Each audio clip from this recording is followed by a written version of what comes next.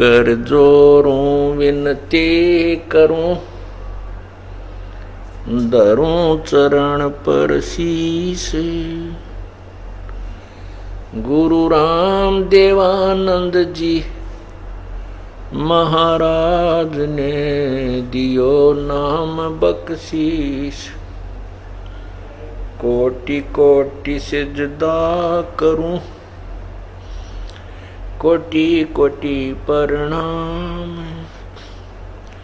चरण कमल में राखियो, मैं बांधी जाम गुलाम। अब गुण किए तो बहुत किए, करत न मानी आरे। बावे बंदा बख्श दियो, बावे गर्दन उतार। अब गुण मेरे बाप जी, बख्शो गरीब नवाज। जो मैं पूत कपूत हूँ, बोर पिता को लाज।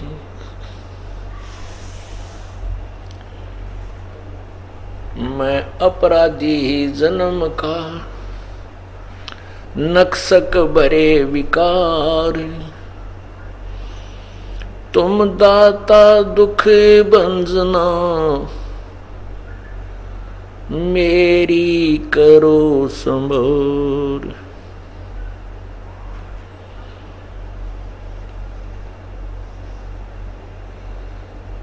कुत्ता तेरे दरबार का, मोतिया मेरा नाम है। गले प्रेम की रस्सी, जहाँ खेचो ता जाऊं मैं। तो करो तो बावड़ू, दूर दूर करो तो जाऊं। ज्यों राखो त्यों हीर हूँ, जो देव सो खाऊं। पूर्ण ब्रह्म कृपा निदान, सुन के शो करतार। गरीब दास मुझ दीन के, रखियो बहुत संभार। दी छोड़ दयाल जी,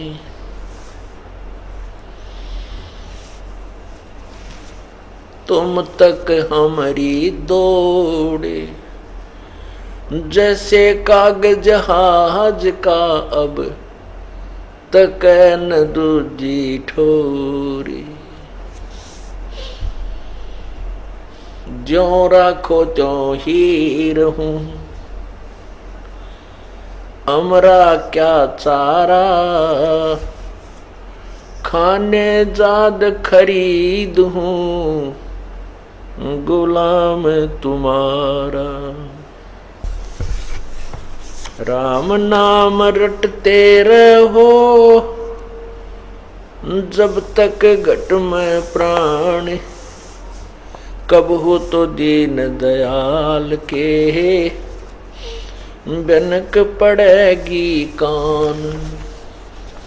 जिन हर की चोरी करी, और गए राम गुण भूल। ते बिदना बागोल किए, रहे उर्द मुख झूल। आज सुबह के सत्संग में, पूर्व के पहले के दो सत्संग में आपने अब्राहिम सुल्तान अधम, एक मुसलमान बादशाह की कथा सुनी। हम परमात्मा से केवल माया मांगते रहते हैं।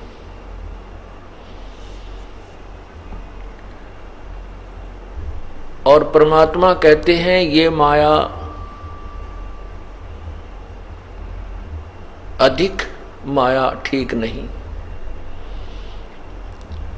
परमात्मा कहते हैं कि साईं इतना दीजिए कि ये मांगो मेरे तय।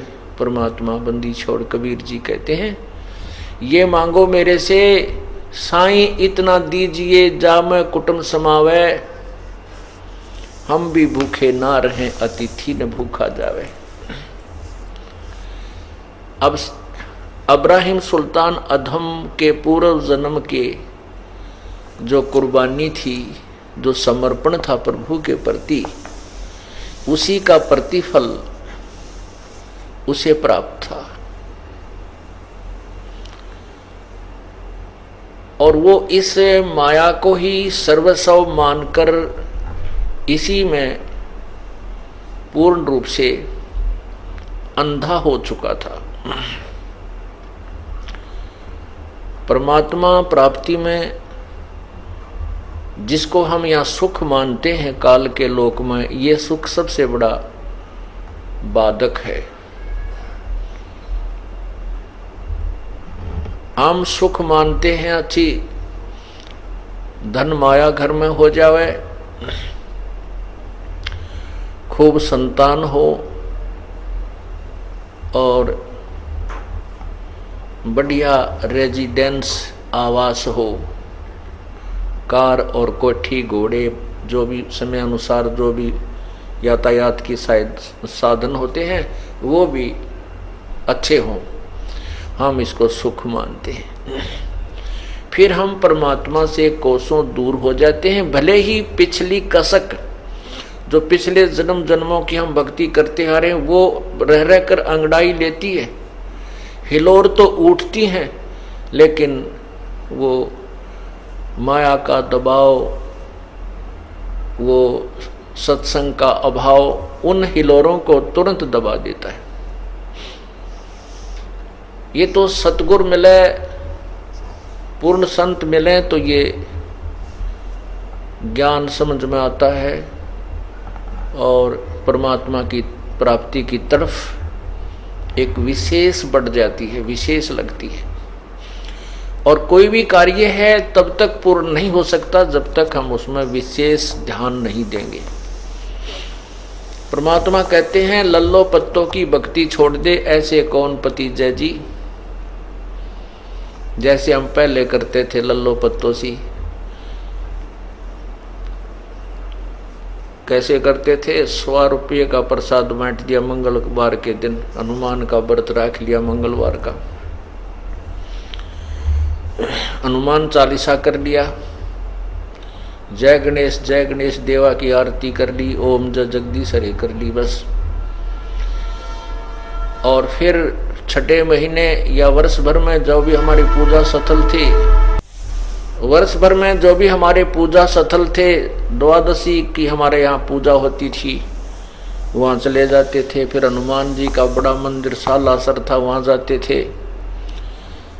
और बाकी शेष समय में ऐसे ही संसारिक धंधे में ही जीवन लगा रहता था। वो तो केवल सुबह शाम ही याद आते थे, बीच में भगवान कति याद नहीं आता था। इस प्रकार उसको कहते हैं ये लल्लो पत्तों की भक्ति थी।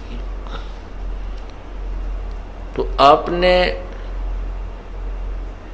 अब ये जो कथा सुनी इब्राहिम सुल्तान अधम की, परमात्मा ने उसको उस माया से दूर किया जो उसके लिए खतरनाक थी, उसके जीवन को बर्बाद कर रही थी।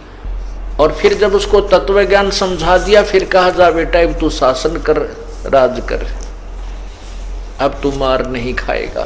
तब उसने कहा नहीं परमेश्वर, अब परवरदिगार दया करो, अपने दास पे जंजाल ते निकाल दिया तो बहुर आदेश मत दो। और जैसे आपकी आज्ञा, बच्चे सियाने हो गए हैं, अपने आप संभाल लेंगे।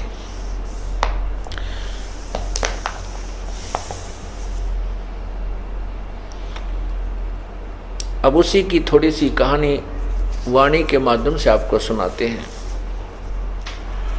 भाई सुनत ज्ञान गलताना, पद पद समाना।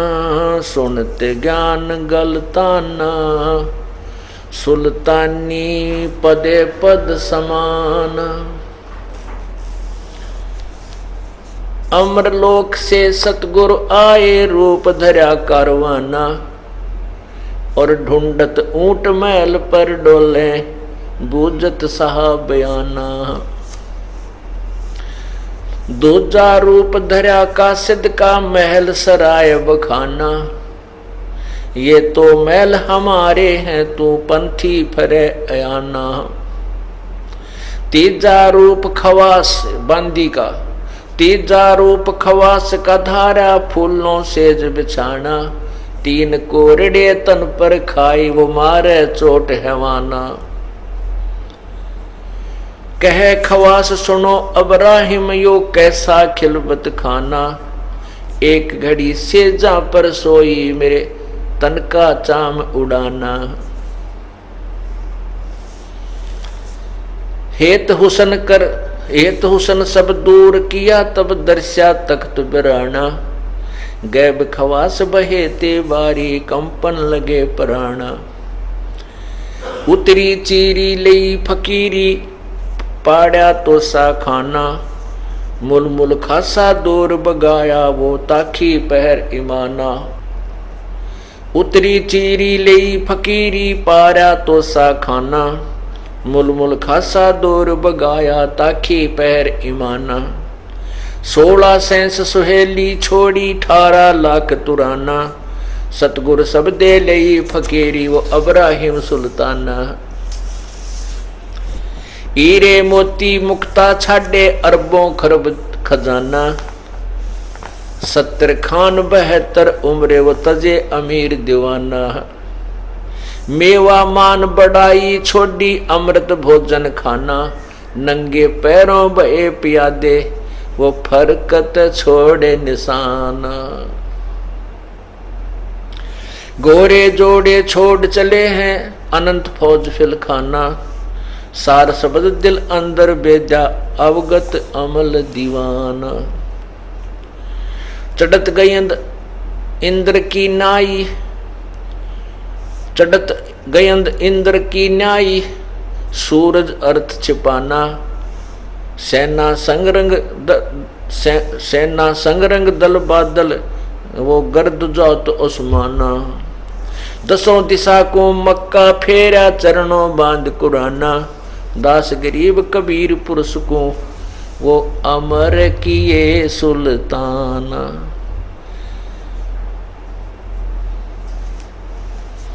क्या बताते हैं?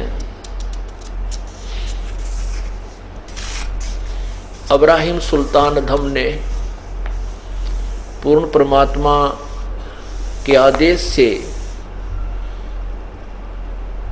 वो सभी राज्य पाठ को त्याग कर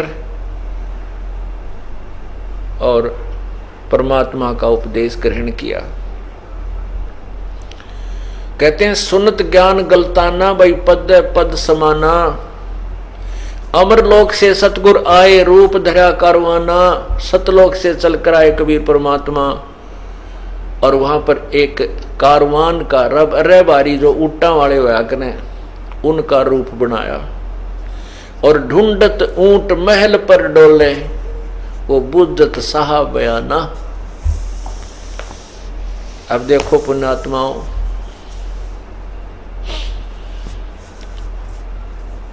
कहते हैं तुम तो 9 अवतार मानते हो। इस ब्रह्मा विष्णु के तुम 9 अवतार मानते हो और कहते हो उस परमात्मा के अवतारों की तो गिनती है कोई ना। पूर्ण ब्रह्म की कितनी बार ये इस संसार में आता और जाता रहता है। कहते हैं अंत कोट अवतार हैं उस परम पिता के ना मेरा कितनी बार आता है, पल में आता है पल में जाता है। अंत कोट अवतार हैं ये 9 चित में बुद्धि नासे। वो खालक खेल खलक में 6 ऋतु 12 मासे। कि उस परमात्मा को सतलोक से यहाँ आने में सेकंड भी नहीं लगती। फ्रिक्शन ऑफ सेकंड में परमात्मा यहाँ आता है और अपने हंस की रक्षा कर जाता है और भी जगह जगह प्रकट होकर के अपनी पुण्यात्माओं को तत्व ज्ञान समझाता है। अनंत कोट अवतार हैं और ये 9 चित्तवें बुद्धिनाश, ये अज्ञानी केवल 9 अवतार मानते हैं, वो भी विष्णु जी के कहते हैं। उस परमात्मा के ही सारी लीलाएं हैं और उस पूर्ण परमात्मा के तो ना जाने कितने अवतार हो लिए। वो खाल्यक खेल खलक में 6 ऋतु 12 मास। फिर कहते हैं दूजा रूप धरा कासिद का, कासिद माने यात्री का, और महल सराय बखाना, महल उसके राजा के महल को एक धर्मशाला बताई। और राजा बोला ये तो महल हमारे हैं, तू पंथी फिरे अयाना। ए नादान यात्री, तुझे ये महल दिखाई देते, ये मेरे महल हैं राजा के, तू इनको धर्मशाला मानता है। तब परमात्मा ने कहा था कि जैसे तेरे दादा परदादा चले गए इस महल को, इस सराय को छोड़कर, एक दिन तू भी चला जाएगा, इसलिए मैंने इस तेरे राजमहल को सराय बताई है। फिर कहते हैं तीजा रूप धरा का खवास का, वो बाग में सेज बिछाना और 3 कोरडे, 3 कोरडे तन पर खाए वो मारे चोट हैवाना। और नादान प्राणी, दे परमात्मा अपने बच्चों के लिए कितना दुखी होता है।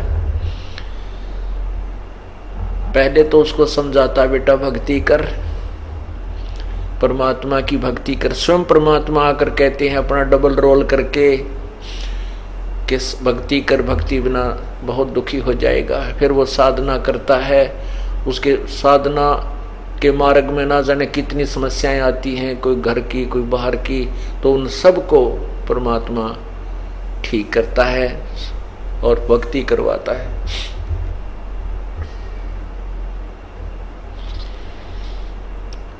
और फिर देखो एक बांदी बनकर, एक नौकरानी बनकर, कितने दयालु और कितने समर्थ वो परमेश्वर हैं। उनकी जितनी महिमा हम गावें उतनी ही कम है। कोई शब्द नहीं उस परमेश्वर की हम महिमा गा सकें, जो हमारे लिए कितने कुर्बान होते हैं, कितने दुखी होते हैं। एक 2 कौड़ी का जीव अब्राहिम सुल्तान अधम, और उसकी नौकरानी बनकर सेज बिछाई परमात्मा ने। और फिर उस नादान ने उस परमपिता के 3 कोरडे मारे, फिर भी नाराज नहीं हुआ, क्योंकि माता पिता अपने बच्चों से कभी नाराज नहीं होते, चाहे वह कितना दुखी कर लें। यदि फिर भी वो ठीक लाइन पर आ जाएं तो उतने ही खुशी मनाते हैं कि कोई बात नहीं, बालक से अब भी समझ जा तो भी ठीक है। 3 कोरडे मारे भगवान के, और फिर भी उसको एक ऐसा प्रमाण दिया। कहने लगे बांदी तू हंसी क्यों और रोई क्यों? रोने का तो कारण ठीक है, तुझे दर्द हुआ पर हंसी क्यों? तब उसने परमात्मा ने कहा कि मैं इसलिए हंसी हूं कि ऐसी गंदी सेज तेरी जिस पर मैं 1 घड़ी सोई थी, और इस 1 घड़ी के सोने ते मेरे 3 कोरडे का दंड मिला। मैं इसलिए हंस रही हूं कि बेटा तेरे संग क्या बनेगी जो दिन रात सो ऐसे गंदी सेज पे तू भक्ति नहीं करता भगवान की।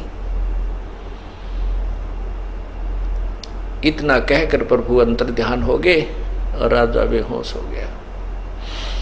अब क्या कहते हैं? कहे खवास सुनो अब्राहिम युग कैसा खिलवत खाना। खवास माने बांदी रूप में परमात्मा बोल रहे। कहे खवास सुनो अब्राहिम युग कैसा खिलवत खाना, 1 घड़ी से जहां पे सोई मेरे तन का चाम उड़ाना। अब कहते हैं ये देखकर जब सारी कहानी सुन करके इब्राहिम सुल्तान को वो अपना राज अपना नहीं लगा।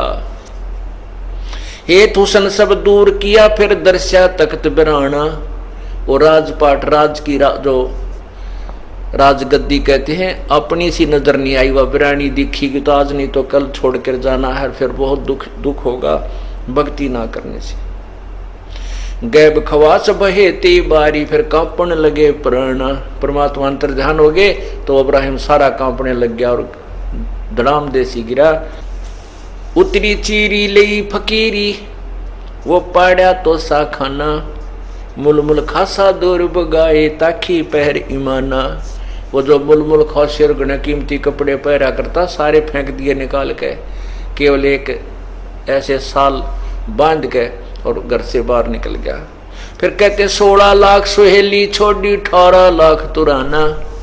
16,000 रानियां त्याग दी और 18 लाख घोड़े बंदरे थे वह भी नहीं अच्छे लगे। और सतगुर सब दे लई फकीरी वो इब्राहिम सुल्तान।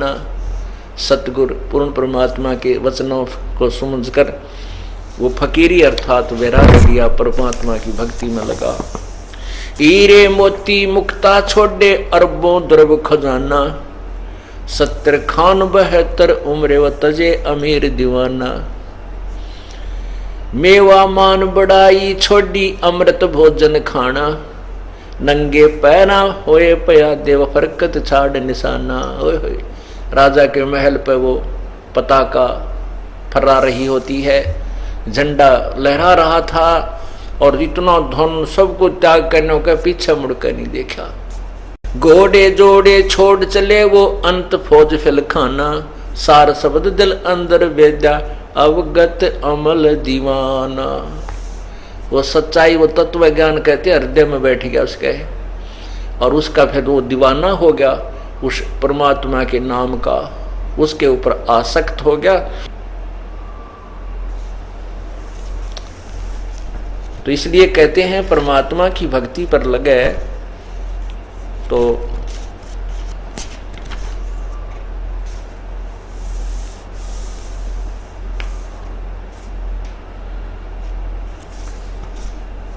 सच्चे लगन से लगे, फिर मुड़कर नहीं देखा करते। कहते संत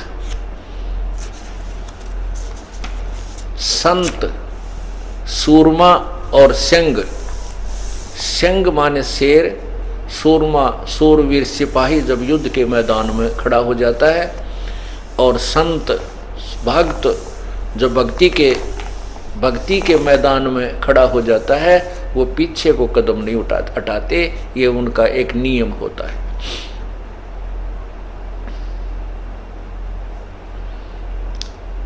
उसके लिए बताते हैं भाई, लागी का मार्ग और है लगे चोट काल जा करके।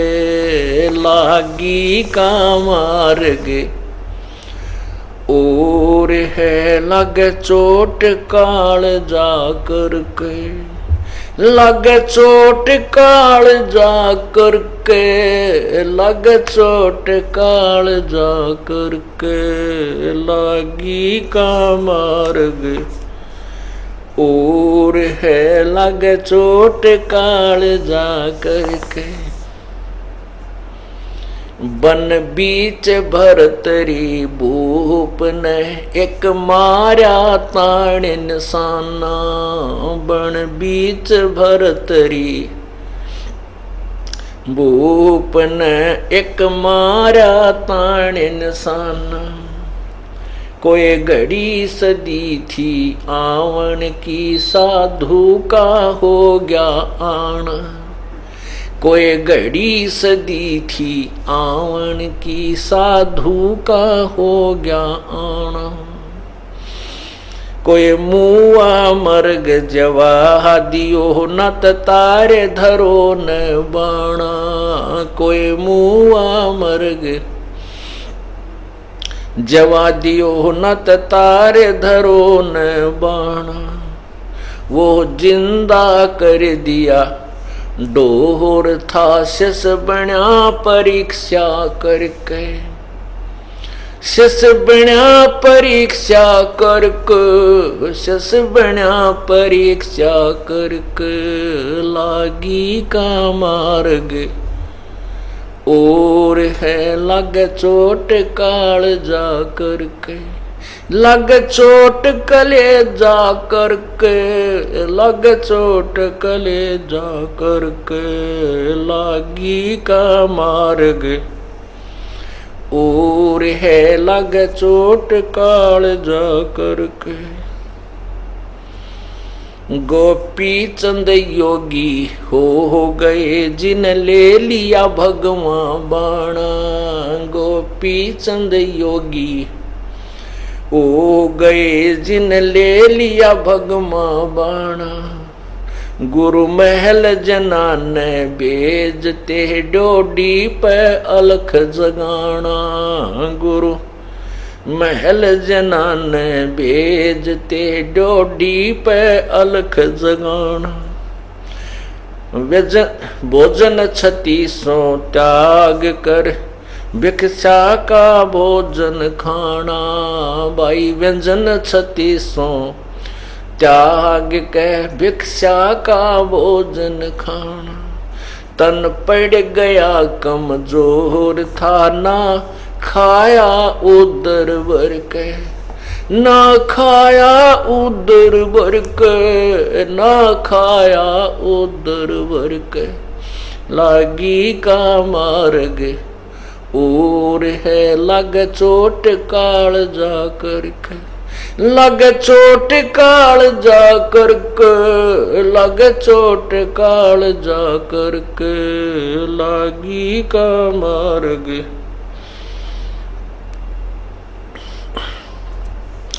बाजीद कहे उठाओ ऊंट को, लोग कहें ये मुआ, बाजीद कहे उठाओ ऊंट को, लोग कहें ये मुआ।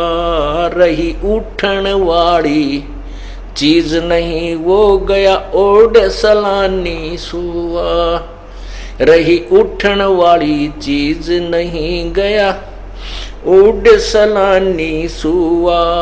कुछ नक्सक बिगड़या ए नहीं बाजी दा अचरज हुआ, कुछ नक्सक बिगड़या है नहीं बाजी दा अचरज हुआ। जिन करया अचंबा गोर है तजा राज काल से डर के, तजा राज काल से डर के, तजा राज काल से डर के, लागी का मार्ग और है लग चोट काल जा करके, लग चोट काल जा करके, लग चोट कले जा करके, लागी का।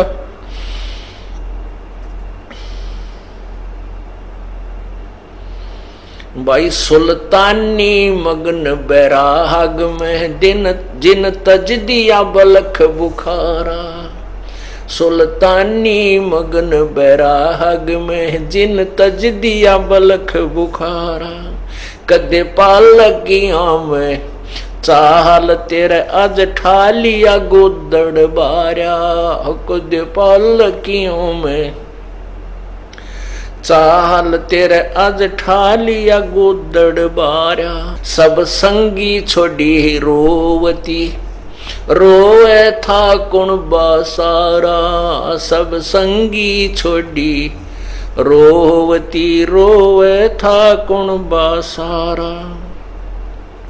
शोर मचारण वास में ना देखा पीछा फिर के, ना देखा पीछा फिर के, ना देखा पीछा फिर के, लागी का मार्ग और है लग चोट काल जा करके, लग चोट काल जा करके, लग चोट कले जा करके, लागी का मार्ग और है लग कुएं में शेख फरीद ने किसी मीठी बोली बासा, कुएं में शेख फरीद ने कैसी मीठी बोली बासा। तुम चुन चुन कागा खा ली और मेरे हाडों पर का मासा, तुम चुन चुन कागा खा ली और मेरे हाडों पर का मासा। मेरे दो नैना मत छेड़ियो मोहे राम मिलन की आशा, मेरे दो नैना मत छेड़ियो रे मोहे राम मिलन की आशा। जिन करी तपस्या गोर थी वो होए आश्रय और के, वो ओए आश्रय हर के, वो ओए आश्रय और के। लागी का मार्ग जोर है लग चोट कले जा करके, लग चोट काल जा करके, लग चोट काल जा करके। लागी का मार्ग और है लग चोट काल जा करके। पीपा दरिया में कूद गए रजिन कैसी करी डिठाई, पीपा दरिया में कूद गए रजिन कैसी करी डिठाई। वो नर पाड़ा जीत गए जिन सिर धड़की बाजी लाई, वो नर पाड़ा जीत गए जिन सिर धड़की बाजी लाई। कह मंगलानंद चेहती और कुछ सोच समझ मेरे भाई, कह मंगलानंद चेहती और कुछ सोच समझ मेरा भाई। बिन चेते यू झूठा सोर है कुछ जाइयो सुकर्म करके, कुछ जाइयो सुकर्म करके, कुछ जाइयो रे सुकर्म करके। लागी का मार्ग और है लग चोट काल जा करके, लग चोट कले जा करके, लग चोट काल जा करके।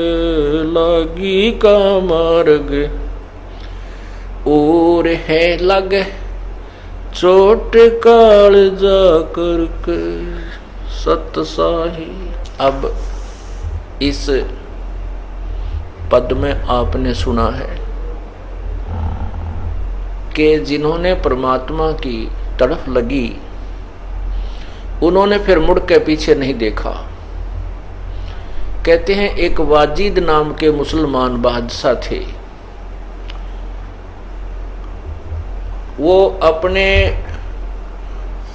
अपने राजधानी से दूसरे शहर को जा रहे थे अपने ही राज्य में।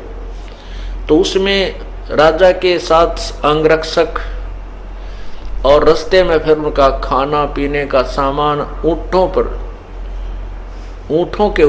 के ऊपर ले जा रहे थे, क्योंकि राजस्थान मरुस्थल क्षेत्र के अंदर से ज्यादातर उसमें जो यातायात के साधन ऊंट ही होते थे। लंबा काफिला जा रहा था, आगे से एक भीड़ी तंग रास्ते से गुजर रहे थे। लंबा काफिला था, राजा के आगे भी सैकड़ों की संख्या में सैनिक और ऊंटों पर सवार चल रहे थे, पीछे भी चल रहे थे। बीच में राजा की सवारी ऊंट पर थी। आगे जाकर के उस तंग रास्ते में एक एक ऊंट गुजर सकता था, ऐसा पहाड़ों के बीच से रास्ता जा रहा था। उसी तंग रास्ते के अंदर एक ऊंट की मृत्यु होगी और वो ऊंट बीच में गिर गया, रास्ता जाम हो गया, राजा का काफिला रुक गया। अब बादशाह ने कहा कि मेरा काफिला मेरी आज्ञा के बिना क्यों रोका गया, इसका कारण बताओ।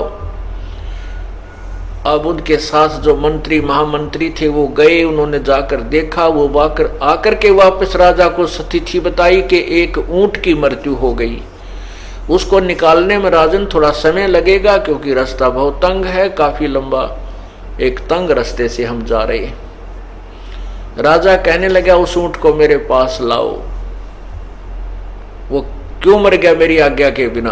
अब वो नौजवान राजा बना था, उसके हुक्म में सारे जो है ना राजा को वो क्या नाम है सैनिक महामंत्री नु नाचा करते, तो उसने नो सोच रखा था सारा कुछ तेरी आज्ञा तो हो रहा है, तो उसने कहा कि मेरी आज्ञा के बिना ये ऊंट कैसे मर गया, उसको मेरे पास लाओ, बुलाकर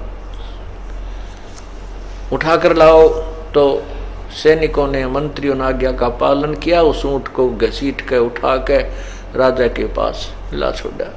राजा ने कहा कि ये कहाँ से मरा, दिखाओ, कान भी नो के नू, आंख भी ठीक है, मुंह भी पूरा है, हाथ टांग भी इसके ठीक है, ये मरा कैसे, कहाँ से मर गया। तब उनको समझाया विद्वान पुरुषों ने कि राजन जब तक इस प्राणी के श्वास हैं तभी तक ये शरीर में रहता है, चाहे राजा है, चाहे रंक है, मनुष्य या कोई अन्य पशु पक्षी है, इसके श्वास इतने ही थे, इसका जीवन इतना ही था ऊंट का, अब आगे इसका जीवन नहीं था, परमात्मा ने इसके प्राण ले लिए। तो वाजिद ने कहा कि क्या हम भी मरेंगे। हाँ जी, ये तो हम भी मर जाएंगे, ऐसे ही कभी मर जाएंगे, कहाँ कभी भी मर सकते हैं, वो तो प्रभु की अल्लाह की रजा के ऊपर कभी भी उठा सकता है। तो बहुत एकदम उसको धक्का सा लगा, फिर यो क्या कहा जीवन भाई, आज मेरे ठाठ हैं और मैं अभी मर जाऊं तो मेरा क्या क्या है यहाँ पर। कहते हैं एक के चोट से धारिया जिन मिलन दाचा, उसी समय वापस आ गया कि चलो वापस, सारे काफले को वापस लेके घर आ गया और अपनी पत्नियों से कह दिया कि अब हम चले यहां से। अब वो कहने लगा कि हम चले यहां से, सारी बांध सभी रानियां सब रोने लगी, बुरी तरह हाहाकार मच गया, हमारा क्या होगा, हमारा क्या होगा, कि कुछ भी हो, अब ये अब नहीं रुकेगा यहाँ पर, मैं जन्म और मृत्यु से पीछा छुटवाऊंगा। बुरी तरह रो रहा सारा परिवार त्याग कर चल पड़ता है। अभी आपने सुना बाजिद कहे उठाओ ऊंट को, लोग कहें ये मुआ, ये मर चुका है, उठन वाली चीज रही नहीं गया, उड़ सलानी सुआ। जो जीवात्मा इसके अंदर थी वो उड़ गया, उसमें थी वो उड़ गया, जो इसको चलाए फिर रही थी वो नहीं रही। अब कहते हैं कुछ नक्शक बिगड़ा है नहीं, वाजिद को अचरज हुआ, जिन करया अचंबा गोर है, तजा राज काल से डर के, तजा राज काल से डर के, तजा राज काल से डर के। पुण्यात्माओं, अब यहीं पर एक तत्व ज्ञान की थोड़ी सी झलक देते हैं आपको, क्योंकि आत्मा जब से उस परम पिता से बिछड़ी है तभी से उसकी खोज में या खूब प्रयत्न से लग कर रही है और बड़ी कुर्बानियां कर चुकी है, परंतु ये काल भगवान इसको उल्टे रास्ते पर चलती कर देता है। ये कितने धक्के खा ले, मोक्ष नहीं हो सकता। अब शेख ये वाजिद बादशाह ने घर भी त्याग दिया, बालक भी छोड़ दिए, रानी भी त्याग दी। अब क्या किया कि जंगल में जाकर के बैठ गया। अब जंगल में जाकर बैठ गया तो भूख भी लगे, गर्मी भी सतावे और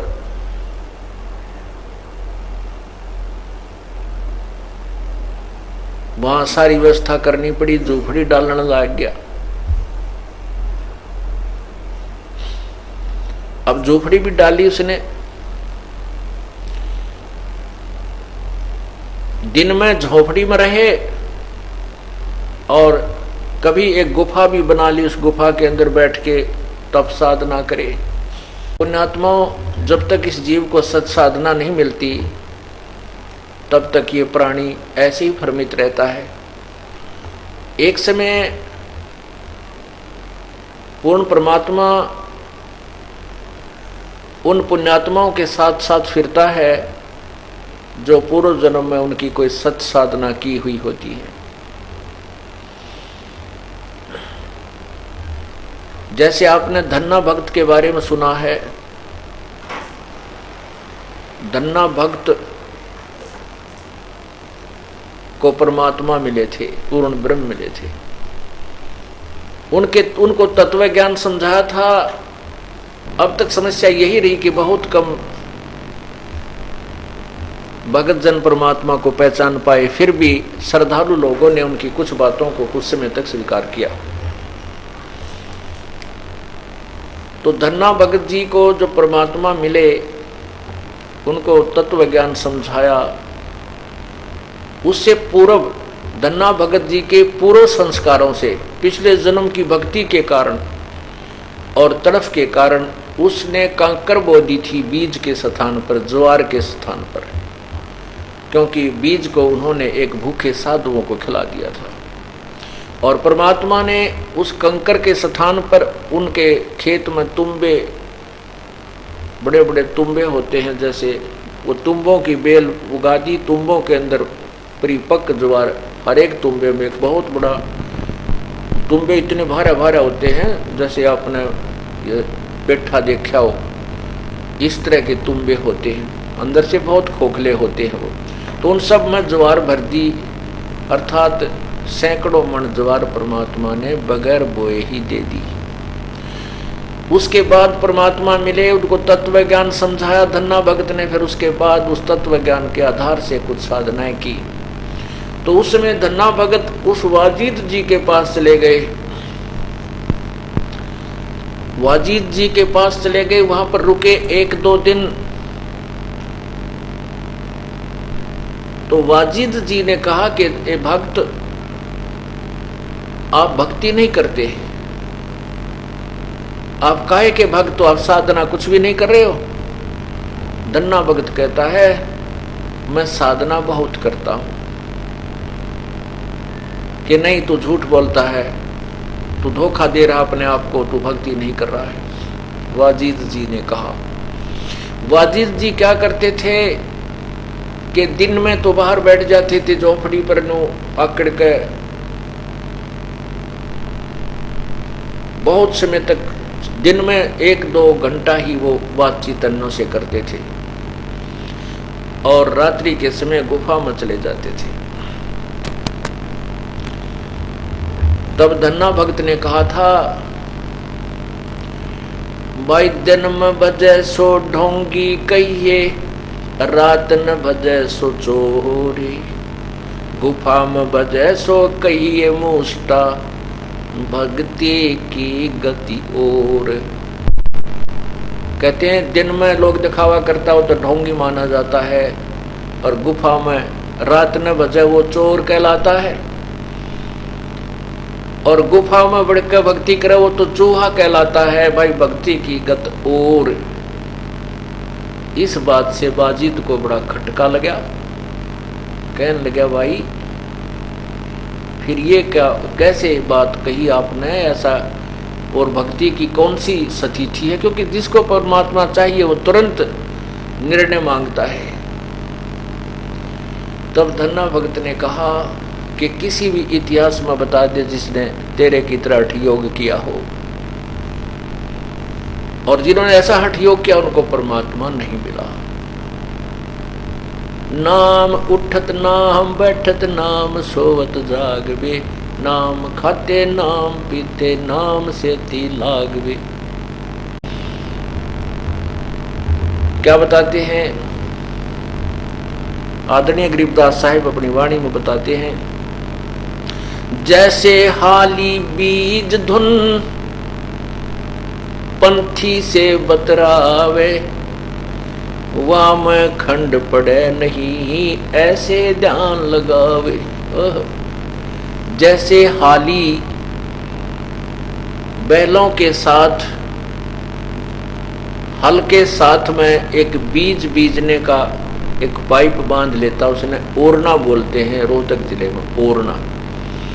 उस बीज, उस पाइप के माध्यम से बीज बीज रहा है और बैल हल जोत रहा है।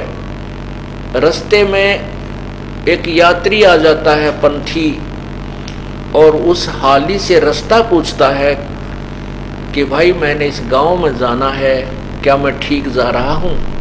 तो हाली उसकी तरफ ध्यान नहीं देता, उसकी बातों को अवश्य सुनता है और अपने काम में बिजी है।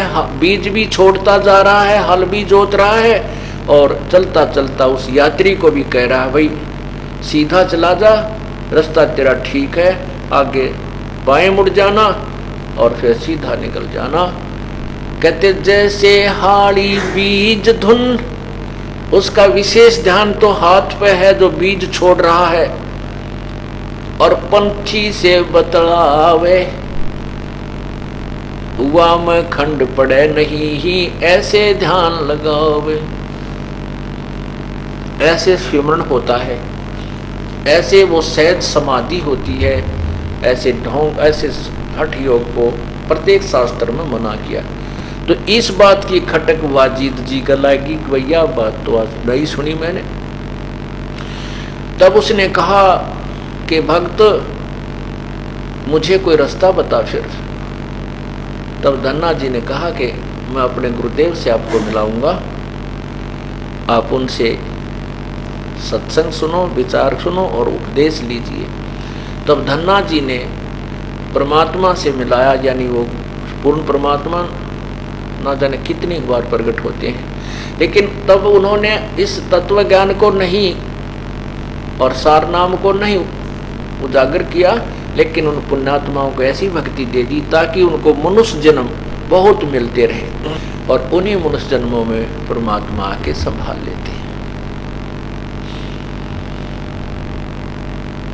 तब बाजिद जी ने वो जो हठ योग था वो छोड़ा और सत साधना, जो भी गुरुदेव ने उस साधना बताई वैसे शुरू की।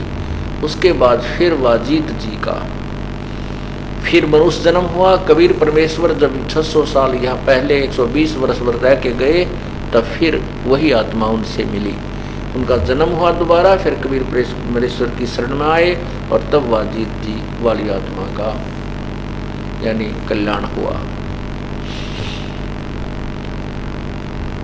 पुण्यात्माओं,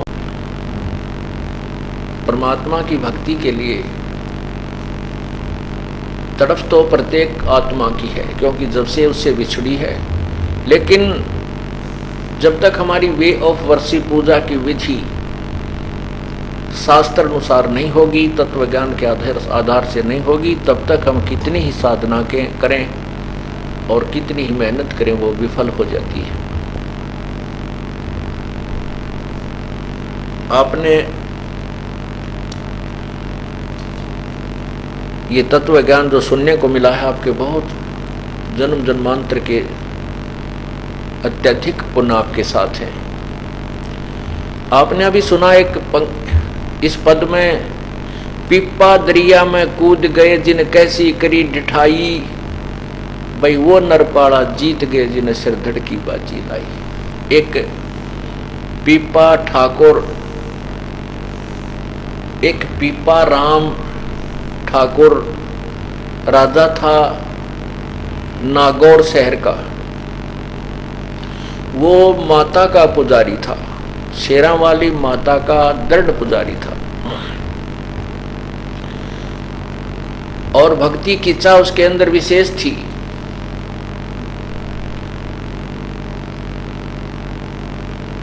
भक्ति की इच्छा उसके अंदर विशेष थी और वो संतों महात्माओं के समागम अपने घर पर करवाया करते थे। उधर से पूर्ण परमात्मा कबीर देव जी काशी में प्रकट थे और स्वामी रामानंद जी को उन्होंने तत्व ज्ञान से परिचित करवा दिया था। उसके बाद रामानंद जी की मंडली उस तत्व ज्ञान का ही प्रचार किया करती थी, आन उपासना को मना करने लगे।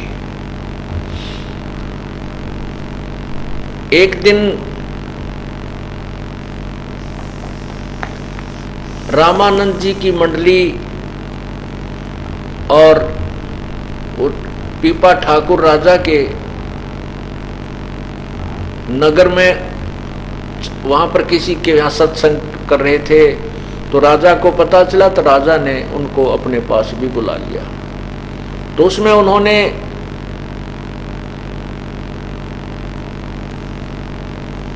पूर्ण परमात्मा की महिमा का गुणगान किया और अन्य जो पूजाएं थी उनको छोड़ने के लिए प्रेरित किया। राजा ने कहा कि महात्मा जी, मैं तो शेरा वाली माता की पूजा करता हूं, मैं इससे ऊपर किसी शक्ति को नहीं मानता, कोई पावर नहीं है। तब रामानंद जी ने कहा कि अब तो हम जा रहे हैं और फिर आएंगे।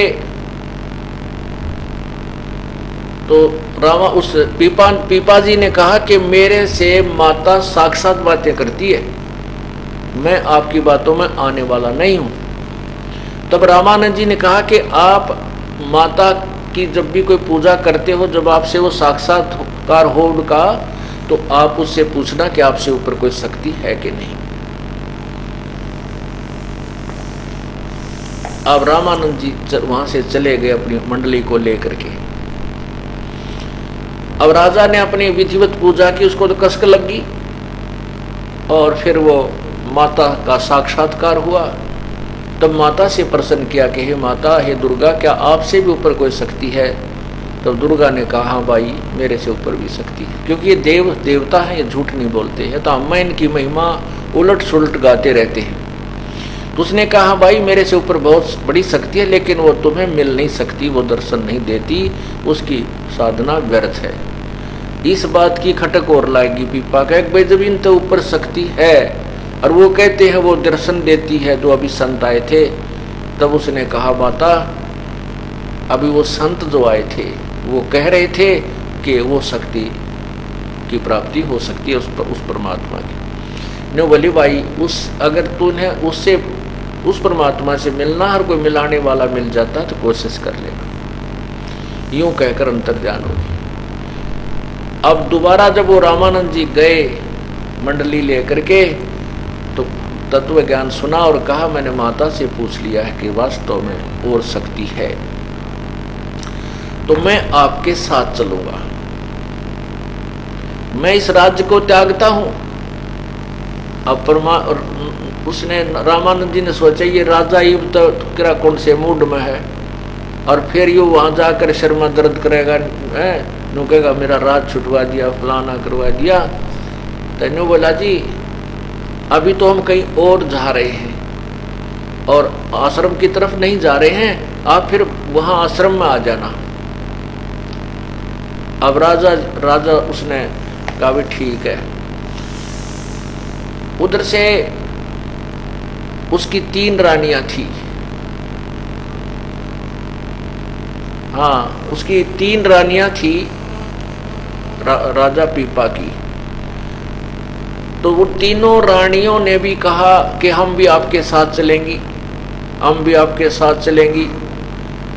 अब पीपा जी को समस्या होगी, उसने रामानंद जी से कहा कि हे गुरुदेव, या तो समस्या ज्यों की तो रहेगी, ये रानियां मेरे साथ फिर चलेंगी, वो बखेड़ा वहाँ फिर रहेगा, है इनकी रोज लड़ाई रहेगी, मैं इनके सुलटाने में लग गया रहूँगा। हे भगवान, अब इन तो पीछा और छुटवाओ, आपका कोई विधि बताओ। तब परमात्मा रामानंद जी ने कहा कि एक तरकीब है, तीनों को बुलाओ। अब तीनों रानी, परमात्मा बोले भी, रामानंद जी बोले भी ठीक है, तुम भी बोलो तैयार, राजा के साथ चल पड़ना। तो तीनों की तीनवा ने सारे गहने पैर लिए, कोटी जितने भी थे, हार भी, दो आड़े को वो सोने के कड़े बना रखे जो भरा भरा भरा करते राजस्थानी है, और पाया में भी और काना में भी, सारे पूरी लद पद होगी सोने में, और बढ़िया सुंदर कपड़े पहन लिए। तीनों अपना तैयार होकर आगे, चलो हम भी चलेंगे। अब बताए, ये कोई वैराग धारण करने की तरीका था उनका। तब रामानंद जी बोले, बहन बेटी बात सुनो। अब पीपा से कहा कि मैं तरीका बताऊंगा, तू बोलिए मत। ठीक है जी, आप जैसे कोई। तो रामानंद जी बोले, बेटी जिन्होंने पीपा जी के साथ चलना है, ये सारे गहने जेवरात तार कर धर दो। रास्ते में करा कौन लूट ले, न मेरा कितने ठग मिलेंगे। अब वो तीनों चली गई। उनमें से एक का नाम सीता था। उस सीता ने तो सारे गहने तार तोड़ कर धर दिए और सिंपल ड्रेस पहन ली, साधारण से साड़ी। और उन दोनों ने नहीं उतारे। जब राजा ने, वो सीता तो आके खड़ी होगी जी मैं तैयार हूं, मैंने तो ये सब उतार दिए गहने। वो दोनों कहने लगी, गहने ना छोड़ा हम, ये ना छोड़े हमारे पे, हम ना चलते हम ना जाते, गहने कौन छूटे। तो परमात्मा और रामानंद जी बोले, ले भाई आधी बीमारी तक कटी, एक रहेगी, अब इसने भी देखते हैं। तो उसने कहा, बेटी वह जो सीता रह गई थी कि बेटी ऐसे नहीं चला जाएगा, वहाँ तो मेरा ने कितनी बुढ़ी अच्छी सुननी पड़ेगी दुनिया की, कि कौन क्या क्या कहेगा, तुम्हारी जवान अवस्था है बेटी, वहाँ ऐसे नहीं जाया जाएगा। ने बोले जी कुछ भी कुछ कहो कोई भी, मैं अपने पति के साथ जाऊंगी और भक्ति करूंगी, इसके बीच में जो ना मैं नहीं रह सकती। तो उसने कहा, बेटी अगर आपने चलना है तो ये साड़ी उतार दे, नग्न होके चलना पड़ेगा तुझे हमारे साथ। सीता बोली, अभी ले। वो जब लागी साड़ी उतार, तब रामानंद बोले, बस बेटी बस बस डट जा। तब कहा, पीपा ये तेरा बिल्कुल सच्चा साथी है, ये आत्मा परमात्मा को चाहने वाली है, ये तुझे बाधा नहीं करेगी भक्ति में कहीं पर भी, आप इसको साथ ले सकते। अब रामानंद जी तो दूसरी साइड में चले गए और कहने लगा, अब तू आ जाइए, अब फिर देख कमजोरी। अब राजा ने क्या किया, घोड़े और उन पर नरा धन धर लिया, कूड़ा ले जाऊंगा, फिर वो धन धर के घोड़िया पे अब भंडारा करूंगा गुरुजिया के पास जाके, और घोड़े घोड़े ले रहा। तो 5-7 दिन के बाद वो रामानंद जी के आश्रम में पहुंच गया, सारे साजबाज ने लेकर, सैनिक भी साथ में। तब रामानंद जी के पास राजा पहुंचा, साथ में वो उसकी पत्नी थी। तो रामानंद जी ने कहा, अरण्य खूब, वो तो राजा वाली वेशभूषा में था जब तक। तब रामानंद जी ने कहा कि, स्वामी जी ने कहा कि राजा यहाँ तो आपने दास बन के रहना होगा, राजा बनकर नहीं। और जितने भी तेरे ये घोड़े गाड़े हैं, इन भाई तो छोड़ा वापस,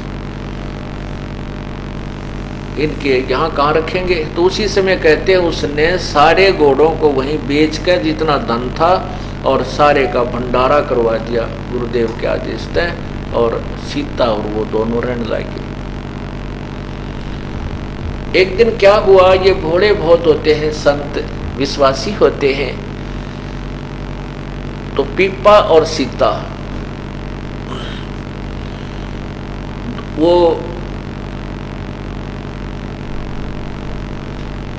जमुना के किनारे बनारस में, काशी में घूम रहे थे। अब उन्होंने इतना तो सुना था कि भगवान श्री कृष्ण की द्वारका दरिया में यानी समुद्र जल ने डबो रखी है। अब उनको पूरी कथा का ज्ञान नहीं था।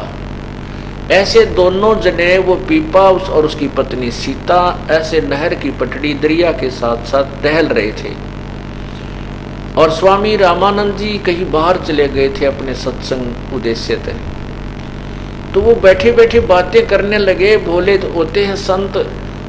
सीता, पीपा ने कहा, सीता सुना है भगवान की द्वारका जल में डूब गई थी, पता नहीं कहाँ सी होगी, इच्छा करता है कि भगवान से मिलने एक बार आए हुए द्वारका में चलते हैं, भगवान वहां मिलेगा। उनकी बात एक लफंडर सा पाली सुने था। वो बोला, मैं बताऊं द्वारका किस है, कहाँ, इसमें ये यो दिखा ना, वो गंगा के बीच में दरिया में निशान बता, देख वहां सी है, और अच्छा। अब उनके देखते देखते दोनों आने डांक मार दी, अब चल भगवान से मिलाते। अब कहते हैं पूर्ण परमात्मा ने उसके लिए क्या लीला की कि वहां पर एक द्वारका रच दी उस जल में, दरिया उस जमुना के जल में, गंगा के जल में। और ऐसे ही वहां कृष्ण रूप धार के पूर्ण परमात्मा उस पीपा और सीता के साथ रहा, उनको खूब अच्छे भोजन करवाए हैं। और भाई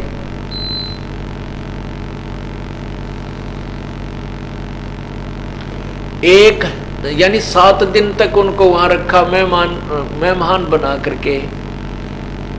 उधर से क्या हुआ कि वहां आसपास नगरी में शोर मच गया कि 2 भगत, 2 साधु और गंगा में डूब कर मर गए। उस पाड़ी ने धमकावे, सारे उस ग्वाले को धमकावे और उसको बुरा भला के निकम्मे तूने क्या किया, यू तूने क्या कहा इनको। उस पाली ने बताया, ग्वाले ने कहा कि ये मेरे से न्यू पूछे थे कि यहाँ बताते हैं द्वारका है जल में, वो कहाँ सी है। मैंने तो मजाक कर दिया, कुआरी इसको बीच में है, वो बीच के अंदर है दरिया में। इन्होंने मेरी दूसरी बात सुनी है, कोई ना डांक छलांग लगा दी। दो भक्त मर गए, 2 भक्त मर गए। दरिया का पानी था, उसमें लाश भी ना पावे, तेरा कित जावे। तो कहते 7 दिन तक परमात्मा ने वो वहां रखे। और 7वें दिन कहने लगे भगवान हम जाते, हमारे गुरु जी आगे होंगे। पूर्ण परमात्मा बंदी छोड़ने का, अच्छा बेटा जाओ, और यूं करो, ले एक अंगूठी दे देता हूं। दोनों के इसी बढ़िया सोने की अंगूठी छाप पहना दी और उस पर लिख रखा कृष्ण, श्री कृष्ण। क्योंकि वो श्री कृष्ण माता तो ऊपर के श्री कृष्ण जी ने मान बैठे, क्योंकि अब पुराना रंग भी जल्दी से नहीं जाता, तो उस पर लिखा श्री कृष्ण। वो दोनों बार आए 7वें दिन, तो वहां आसपास के लोग देखे रहे आदमी, ये दोनों जिंदे आ गए। तो सारे भाग के इकट्ठे हो गए खेतों वाले, कहने लगे आप मर गए थे। तो बोला मैम क्यों मरे, वो जो भगवान नहीं बचते, हम तो भगवान से मिलकर आए हैं, श्री कृष्ण जी की द्वारका में गए थे और वहाँ 7 दिन भगवान के साथ वहाँ ग्वाल बालों में खेल कर आए हैं। वो कहने लगे नहीं जस्ती, देखो भगवान ने हमारे को छाप दी है अंगूठी, दोनों पैर एक। अब पुण्यात्मा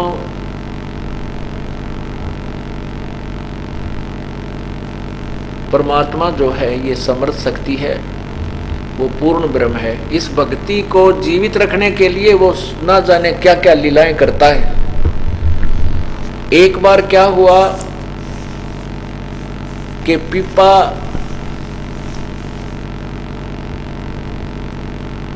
और सीता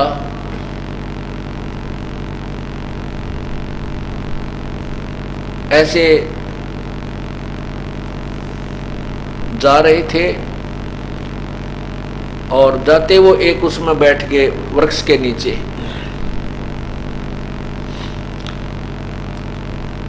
एक सेठ वहां पर आया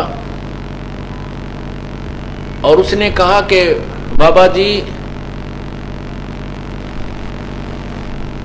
तेरे को भूख लगी होगी। कहाँ भाई, भूख तो लगी जाती है। तो उनको भोजन कराया, अच्छी तरह आहार करवाया। फिर कहने लगा कि इस औरत का तू क्या करेगा बाबा जी, ये दुखी हो रही तेरे साथ, इसको मेरे साथ भेज दे, मुझे दे दे। ने बोला ले जा भाई, तेरा भलाओ, मैं भी दुखी हो रहा हूँ, इस तरह ले जा। और सीता उसके गेल उठ कर चल पड़ी। अब जा भगवान, तो सेठ के पास जा, इसको आवश्यकता होगी रोटी टुक्का बनाने की, खाना खुना बनाने की, चली गई। अब उसने सेठ ने तो ऊपर चौबारे में छोड़ दी, तू यहाँ नहा धो ले और कपड़े कुपड़े बदल ले, अच्छे बढ़िया कपड़े ला दिए। अब सेठ जी आध घंटे के पाछे गया, ऊपर कुआड़ खोले तो वहाँ शेरनी का रूप धारण करके वह शेरनी दिखाई दी। और सेठ जी तो उल्टा कुला करता हुआ पड़काले में गनूल लोट करता हुआ तड़ा आगे पड़ा, मर गया मर गया मर गया, क्या हो गया? तो किसी नहीं बताओ, भाजा गया जहाँ पीपा जी बैठे थे। कहने लगे महाराज जी महाराज जी उसने ले आओ ना भाई राख तो है, अभी तो कुछ दिन राखते ले, आज जब भी ना पूरा भी दिन ना होया रहता है ने बोला नहीं कति मर जाएगा मैं तो मार दिया बड़ा, वो शेरनी बन की बात है। जब पीपा गया ने बोला आजा भगवान इसे बुद्धिहीन तो बहुत मिल लेंगे अपन को। इस प्रकार पुण्यात्माओं परमात्मा के नाम पर लगने के बाद कुछ आपत्तियां भी आती हैं, परमात्मा उनकी मदद भी करता है। एक दिन क्या हुआ, पीपा जी जा रहे थे शहर में, एक मुसलमान के घर जन्म एक तेलन बैठी थी दुकान, वो अपने घर पे बाहर मतलब कहीं मिल गई रास्ते में, और राजा और पीपा ने कहा कि बेटी राम राम बोल, राम राम ने बोली, क्योंकि मुसलमानों में कहते हैं कि राम नाम जब बोल रहे हैं जब कोई मर जा, वैसे राम नहीं कहते वो। तो मालन बोली कि राम राम क्यों बोलूं, हमारा कोई मर रहा है, तुम बोलो राम। ने बोला अच्छा राम राम कोई मरने के बाद बोला जाता है, कहाँ हमारे तो मर जाना कोई जब राम बोला करें। पीपा कहे तेरा कौन इसम, तेलन कहे तेरा कौन इसम, तेरा कौन धर्म है, तू मुझे राम राम कहने को बोल रहा है। पीपा बोला तेरा मरियो खसम। अक्चल राम तो बोल रहे तेरा खसम मर जाएगा, पति मर जाएगा। अब मालन घर पे आई, देखा तो तेली जो है अपने उस बैल के लिए घास को ठीक चारे को ठीक करे था, न्यार रोड़े था, चनों का घास सा था, उसको ऐसे करके उसमें तो वो मोटे मोटे लकड़ी से बाहर निकाल दिया करें उसको, भाई पशु को खाने में दुखी ना हो, ऐसे कर रहा था। तो उधर से संत ने कहा तेरा मरियो कसम, ओड़े लो डिग गया, वो मर गया। अब पीपा वो तेली मर गया, और जो ही उस तेलन ने आके घर पर देखा तो तेली मरा पड़ा। तो वो आसपास के लोग इकट्ठे हो गए और कहने लगे लाओ किताब बोलो इब राम राम। पीपा जी फिर पहुंच गए, अकमाई ले ही बोल तू राम राम। अरे पति मर गया तेरा, अब तो राम बोलेगी। तब पाया पड़ गए सारे, वो जितने भी परिवार के सदस्य थे, सारी कहानी बताई उसने जी, ऐसे ऐसे मेरे से मुख से ये निकल गया कि तुम बोलो राम थारे मर जा, जब तुम बोलो हमारे कोई मर गया, जब हम तो तब बोलते हैं हमारा कोई मरा थोड़ा ही है। तो ये बोला ले तारा मरे जागा, तेरा पति मर जाओ, फिर तब बोलेगी भगवान का नाम तू। फिर पैर पकड़ लिए सारे उस कुल के लोगों ने, मालन ने, उस तेलन ने भी माफी मांगी। तब परमात्मा ने वो पकड़ कर उस पीपा जी ने पकड़ कर बाजू और तेली खड़ा कर दिया, उठ भाई। तब उनको प्रचार समझाया कि भगवान के नाम में ये भिन्नता मत करो, राम कहो, अल्लाह कहो, साहेब कहो चाहे खुदा, और सर्व आत्मा उस साहेब की वो ना ही काहू से जुदा, वो सब आत्मा उसे एक परमात्मा की है। तुम ऐसी बाढ़ बना कर मत बैठो, हम राम नहीं कहें, हम अल्लाह नहीं कहें, नहीं, ये सब शक्ति बोधक शब्द हैं उसी परमात्मा के। तो पुण्यात्माओं, जब रामानंद जी थक गए और कहा कबीर प्रभु से कि प्रभु आप ही संभालो सारे साथ बात रहे, तब परमात्मा ने उस पीपा जी को भी, कबीर परमेश्वर ने पीपा जी को, रविदास जी को और मीराबाई को और भी बहुत से जो उनके उपदेशी थे जो उनको उपदेश दिया और उनका कल्याण किया। अब पुण्यात्माओं, साधना पूर्व जन्म की जो साधना थी उस पिछले जन्म की कमाई से ही इतनी हिम्मत आती है कि दरिया में कूद जाना, अपनी पत्नी को किसी के साथ भेज देना, उनको विश्वास इतना दृढ़ बन जाता परमात्मा पे कि इसको आंच नहीं आ सकती, ये सत्य के ऊपर है और प्रभु हमारे साथ है। तो इतना दृढ़ विश्वास होना भी कोई बालकों का खेल नहीं है। ये भी पूर्व जन्म जन्मांतर के ना जाने कितने जन्मों की पुण्य कमाई आपके साथ होती है। लेकिन भविष्य में, वर्तमान में यदि कोई साधना ठीक नहीं मिलती है तो वो सब धरी की धराई रह जाती है और सब नरक के भागी बनते हैं।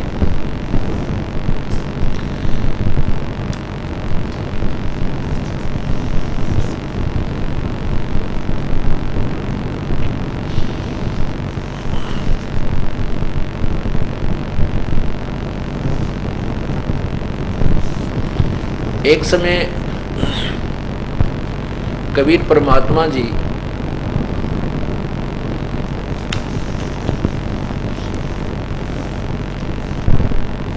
किसी भक्त के यहाँ सत्संग, वहाँ काशी में बनारस में सत्संग किया करते थे। तो वहाँ एक दामोदर नाम के एक सेठ रहते थे काशी बनारस में। बहुत बड़े सेठ थे, उनके अपने जहाज थे और जहाज के माध्यम से वो दरियाओं के अंदर, बड़ी बड़ी दरियाओं नदियों के अंदर से जहाज ले जाता था और दूसरे जो है ना प्रदेशों में जाकर के व्यापार बिजनेस किया करता था। वो बहुत ही धार्मिक व्यक्ति था, भगवान श्री राम श्री कृष्ण का पक्का पुजारी था। उसकी पत्नी धर्मवती, वो भी बहुत ही श्रद्धालु थी, परमात्मा की चाहने वाली थी।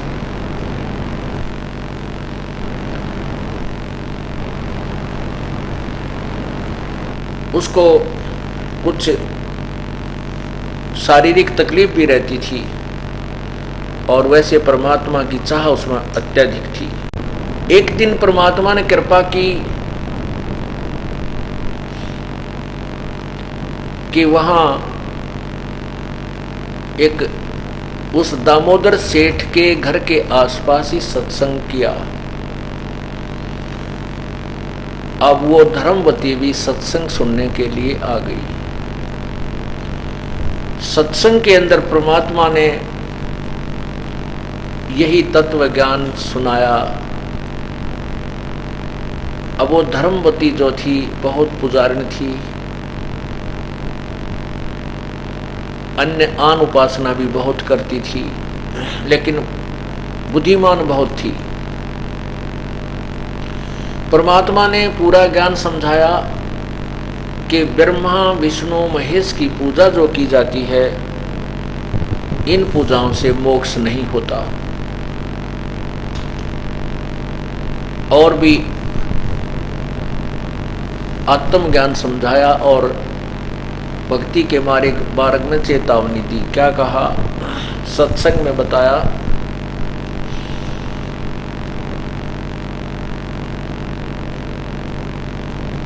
भाई और बात तेरे काम न आवे, संतों शरण लाग रे, के सोए गफलत में बंदे, जाग जाग नर जाग रे, जाग जाग नर जाग रे। और बात तेरे काम न आवे, संतों शरण लाग रे, के सोए गफलत में बंदे, जाग जाग नर जाग रे, जाग जाग नर जाग रे।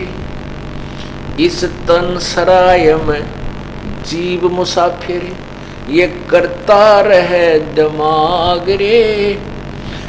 इस तन सरा में जीव मुसाफिर, करता रहे दिमाग रे। रात बसेरा कर ले डेरा, चले सवेरा त्याग रे, चले सवेरा त्याग रे। और बात तेरे काम न आवे, संतों शरण लाग रे, के सोए गफलत में बंदे, जाग जाग नर जाग रे, जाग जाग नर जाग रे। इस तन सराय में जीव मुसाफिर, करता रहे दिमाग रे। तन सराय में जीव मुसाफिर, करता रहे दिमाग रे। रात बसेरा कर ले डेरा, चलो सवेरा त्याग रे, चले सवेरा त्याग रे, और बात तेरे काम न आवे, संतों शरण लाग रे, के सोवे गफलत में बंदे, जाग जाग नर जाग रे, जाग जाग नर जाग रे।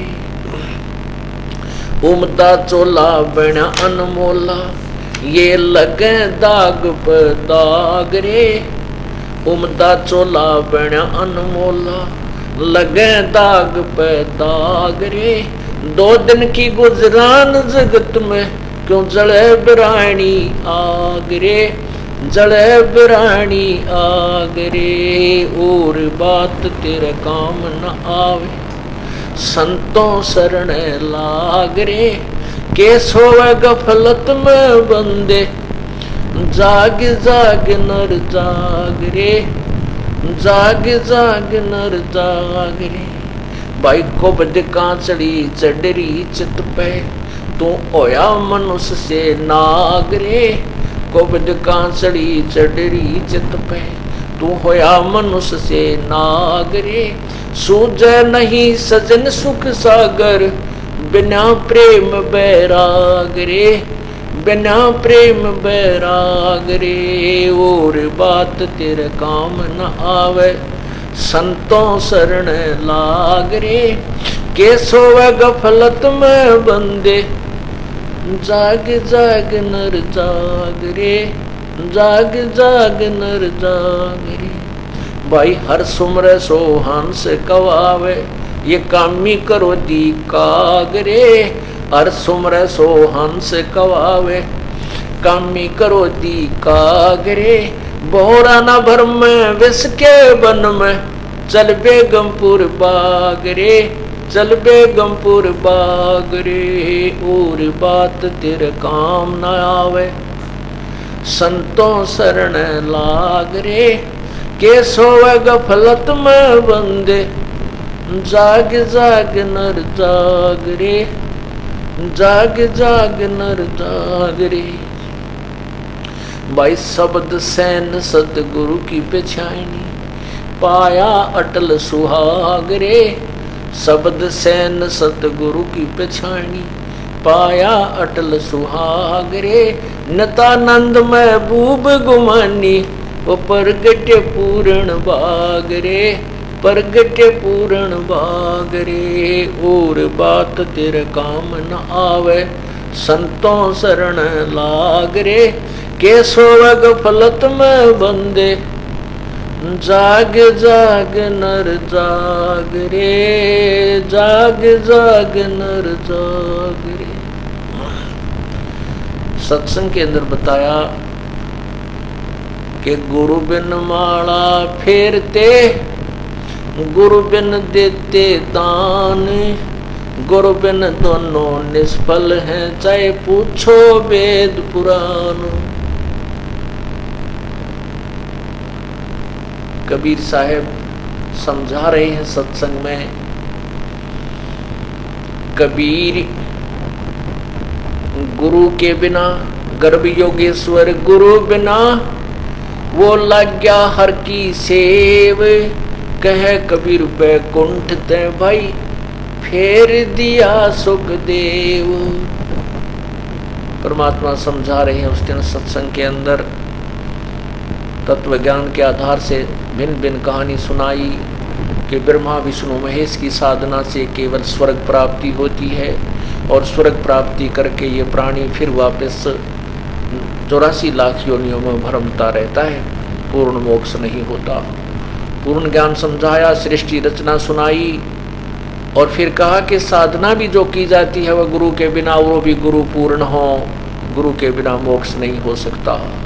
गुरु बिन वेद पढ़े जो प्राणी, समझे न सार रहे अज्ञानी, गुरु बिन काहु न पाया ज्ञान, जो थो था वो छड़े किसाना।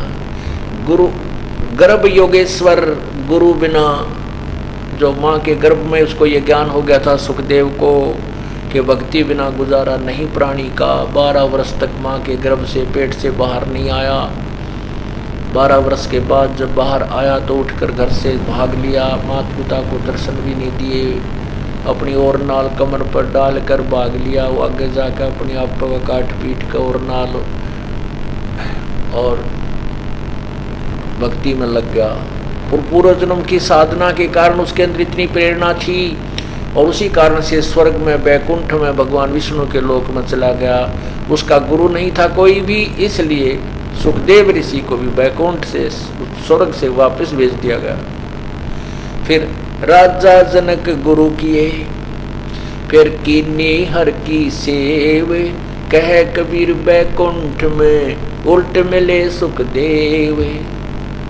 फिर गुरु राजा जनक से गुरु उपदेश लेकर के उस सुखदेव ऋषि ने फिर भगवान की साधना की तो फिर वो स्वर्ग में चला गया। और भी बहुत सी कथाएं सुनाई। तो वो धर्मवती जो दामोदर सेठ की पत्नी थी वो गई तो यूं थी, चल संता के सत्संग सुन लिया करते हैं। और उसने तो ऐसा सुना उसकी तो जो ना अंदर से आत्मा जबरदस्त जागेगी। और उसने सोचा कि मैं जो पूजाएं कर रही हूँ ये तो बिल्कुल है और साथ में गुरु के बिना साधना तो बिल्कुल गलत होती है। अब वो इतनी अपने पति की इतनी वफादार थी कि उनकी आज्ञा के बिना कोई भी कार्य नहीं करती थी।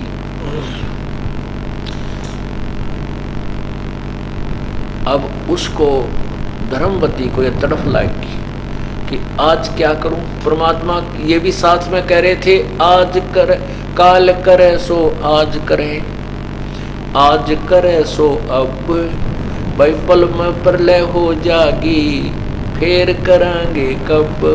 क्या बेरा सांस का, इस श्वास का क्या पता कै दिन का ये कब यहाँ से चला जाए, ये प्राणी और सब साजबाज रखा रह जाए। नहीं भरोसा देही का ये बिन सजावे छनमाही, भाई श्वास उश्वास में नाम जपो और जितन का सुनाई। कहने का भाव ये है कि उस धर्मवती को इतनी प्रेरणा होगी, ये भगवान नाम तो लेना चाहिए, ऐसे गुरु इतना बढ़िया ज्ञान बताने वाले कब कब मिले।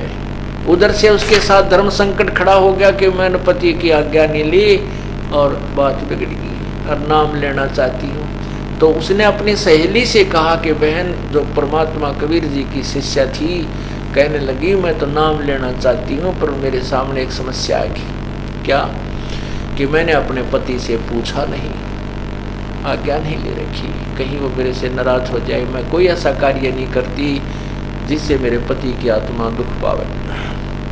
तो वो बहन बोली चलो गुरुदेव के पास चलते हैं, जैसा भी समाधान वही बताएंगे। तो दोनों जनी वहाँ गुरुजी बैठे थे सत्संग के उपरांत।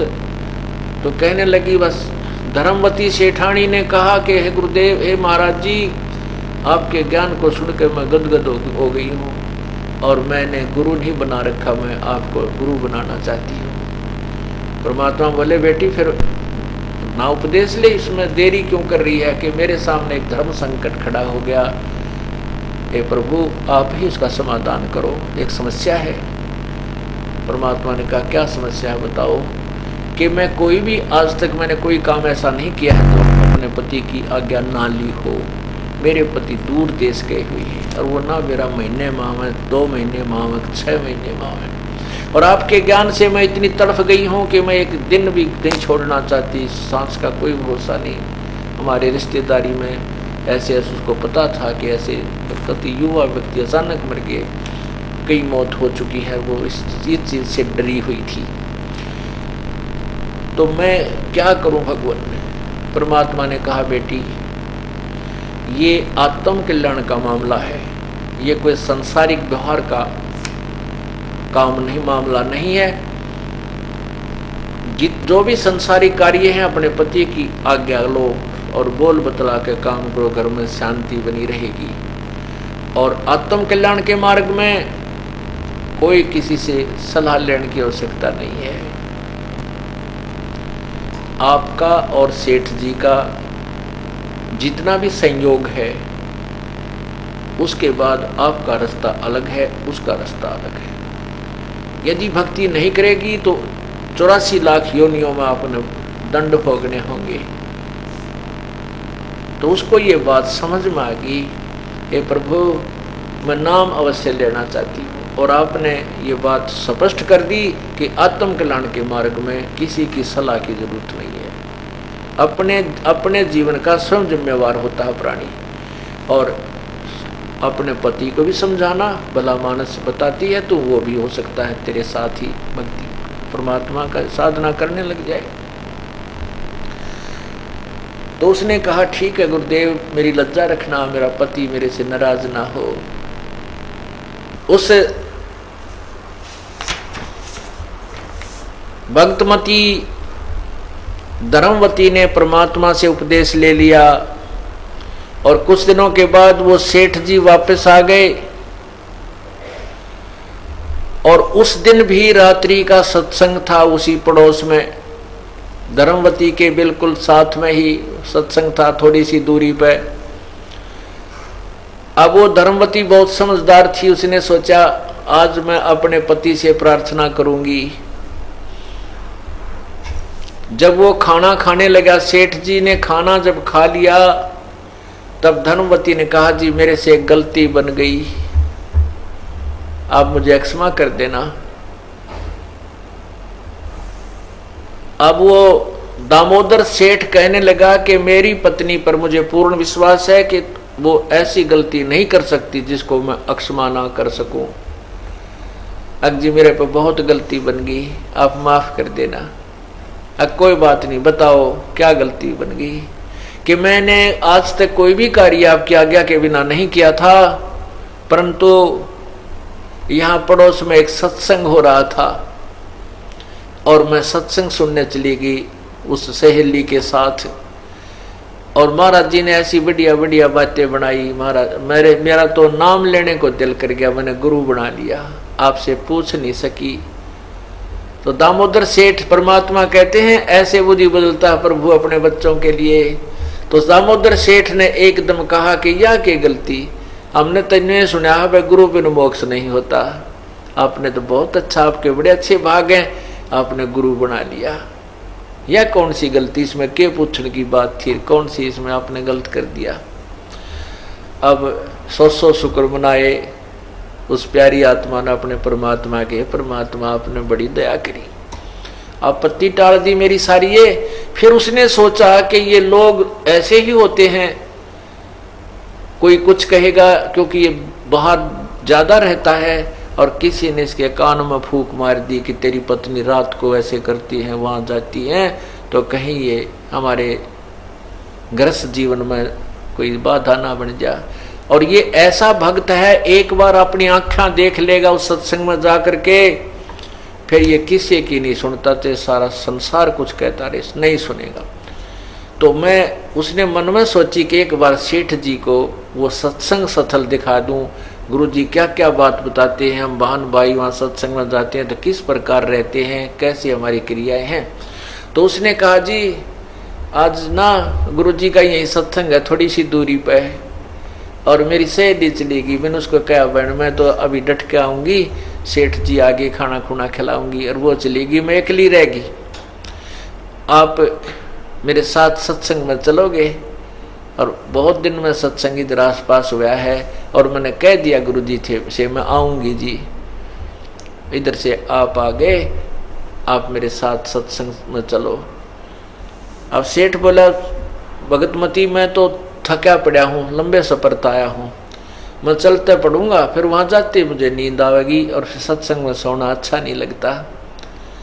सेठानी ने सोची चल जीभ सीता दाबी, कहने लगी जी आप नो करियो, पीछे सी बैठ जाइयो, नींद आवे तो लौट जियो, कोई गुरु जी कुछ ना कहते, पाछे अगर कोई आँख दुखी बीमार होता बाहर पिछले साइड में विश्राम कर लेता है।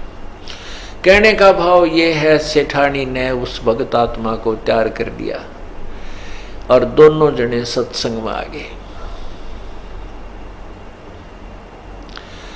अब सत्संग में जब आए तो बैठ गए और सत्संग प्रारंभ हो गया। अब परमात्मा ने बताया कि ये सौदा फिर नाही संतो यो सौदा फिर नाही, ये लोहे जैसा ताव जाते काया देश राही।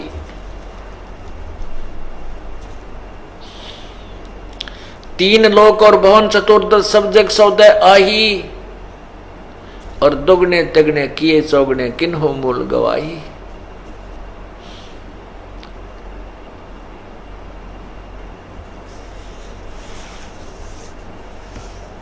ये सौदा फिर नाही संतो यो सौदा फिर नाही।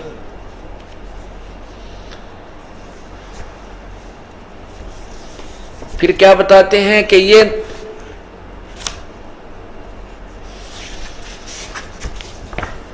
पंडा फूटे लेखा हो लेखा दरगाह माही।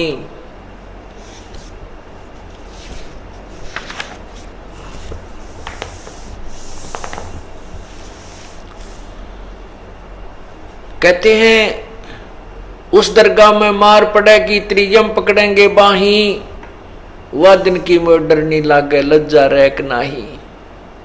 नर नारायण देही पाके तू फेर 84 जाही, और जा सतगुरु की मैं बलिहारी जो जामन मरण मिटाही।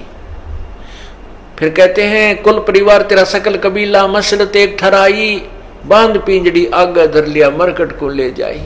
अग्नि लगा दिया जद लंबा फूक दिया उस ठाई, वेद बांध फिर पंडित आवे गुरु जी आए पाछे गरुड़ पढ़ाई। नरसेती तू पसवा की जय गद्दा बैल बनाई, ये 56 भोग कहा मन बोरे की तो कुरडी चरने जाई।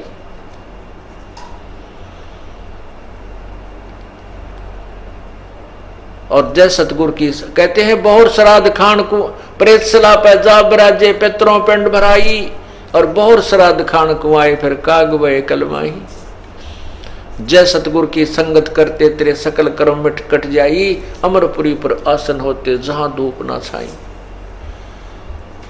पूर्ण परमात्मा ने सत्संग में ऐसे वचन कहे कि भाई अब तो हम आलस भी कर जाते हैं, भक्ति में भी आलस कर जाते हैं, और जब हम पशु बैल पक्षी बन जाएंगे, बैल बन गए, तो कोई आलस नहीं करने देगा। और फिर क्या आहार होगा पशु बनने के उपरांत?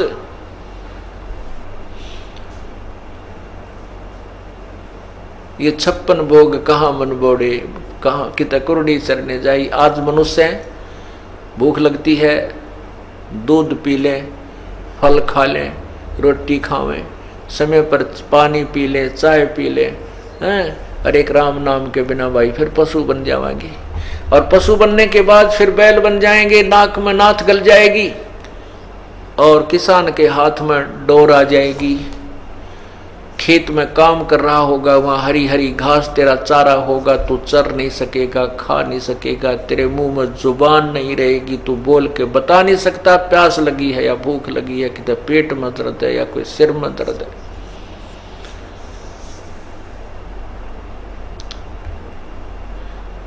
अब सेठ जी को कहाँ नींद आवे थी वह पुण्यात्मा का, उसका तो कलेजा धड़कन लग गया, दिल की धड़कन बढ़ गई, तरह गजब हुई हो, या तो बहुत बूढ़ी बनेगी। क्योंकि पुण्यात्माओं, प्रत्येक व्यक्ति जो पूर्व संस्कारी होते हैं साधना अवश्य करते रहते हैं। और सेठ जी श्री राम, श्री कृष्ण और देवी देवताओं का बहुत जबरदस्त पुजारी था।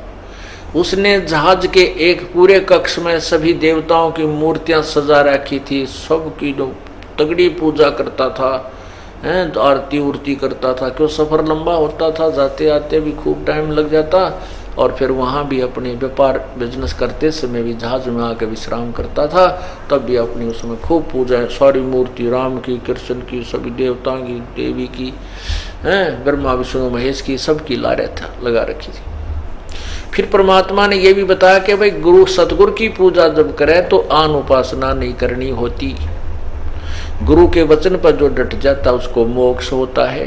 गुरु जी जो साधना बताते हैं सतगुरु वही करनी चाहिए, और गुरु के बिना मुक्ति नहीं होती। गुरु बिन माला फेरते, गुरु बिन देते दान, गुरु बिन दोनों निष्फल हैं, से पूछो वेद पुराण।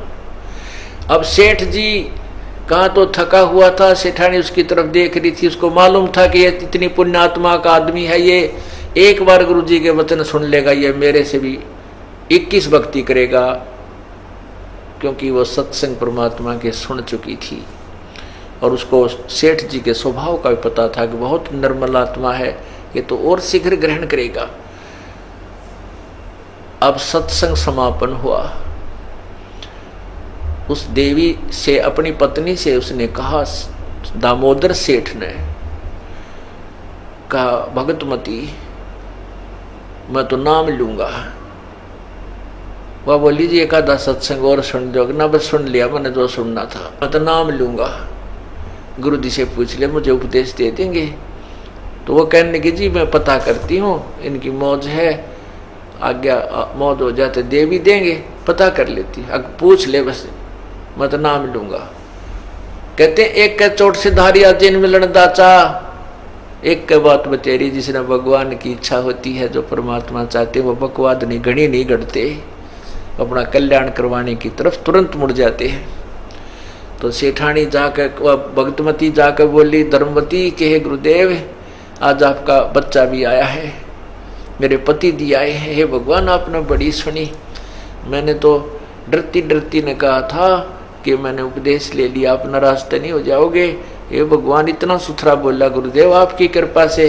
ने बोला बहुत अच्छा किया, गुरु तो भाग्य बनाते हैं और गुरु बिन मोक्ष नहीं बताते, आपके बड़े अच्छे भाग हैं। और आज मैं उसको इनको इसलिए लाई थी कि आपके वचन सुनते ही बात न मान सकता है, और नहीं तो कम से कम अपनी आंखों में देख लेगा कि लोगों की बातों में ना होगा कि बकवादी लोग पता नहीं क्या क्या कह देते हैं, रातों तेरी औरत बाहर जाती है तेरे पीछे तो हैं, और कहीं इसके मन में कच्चापन ना आ जाए। गुरुदेव लाई तो मैं न्यू थी विशेष कर इसको कि अपनी आंखों देख लेगा वहाँ की व्यवस्था को, फिर ये संसार की नहीं मानता से धरती इधर से उधर हो जाए, ये नहीं सुनेगा किसी की, जब आँखें वहाँ की व्यवस्था देख लेगा।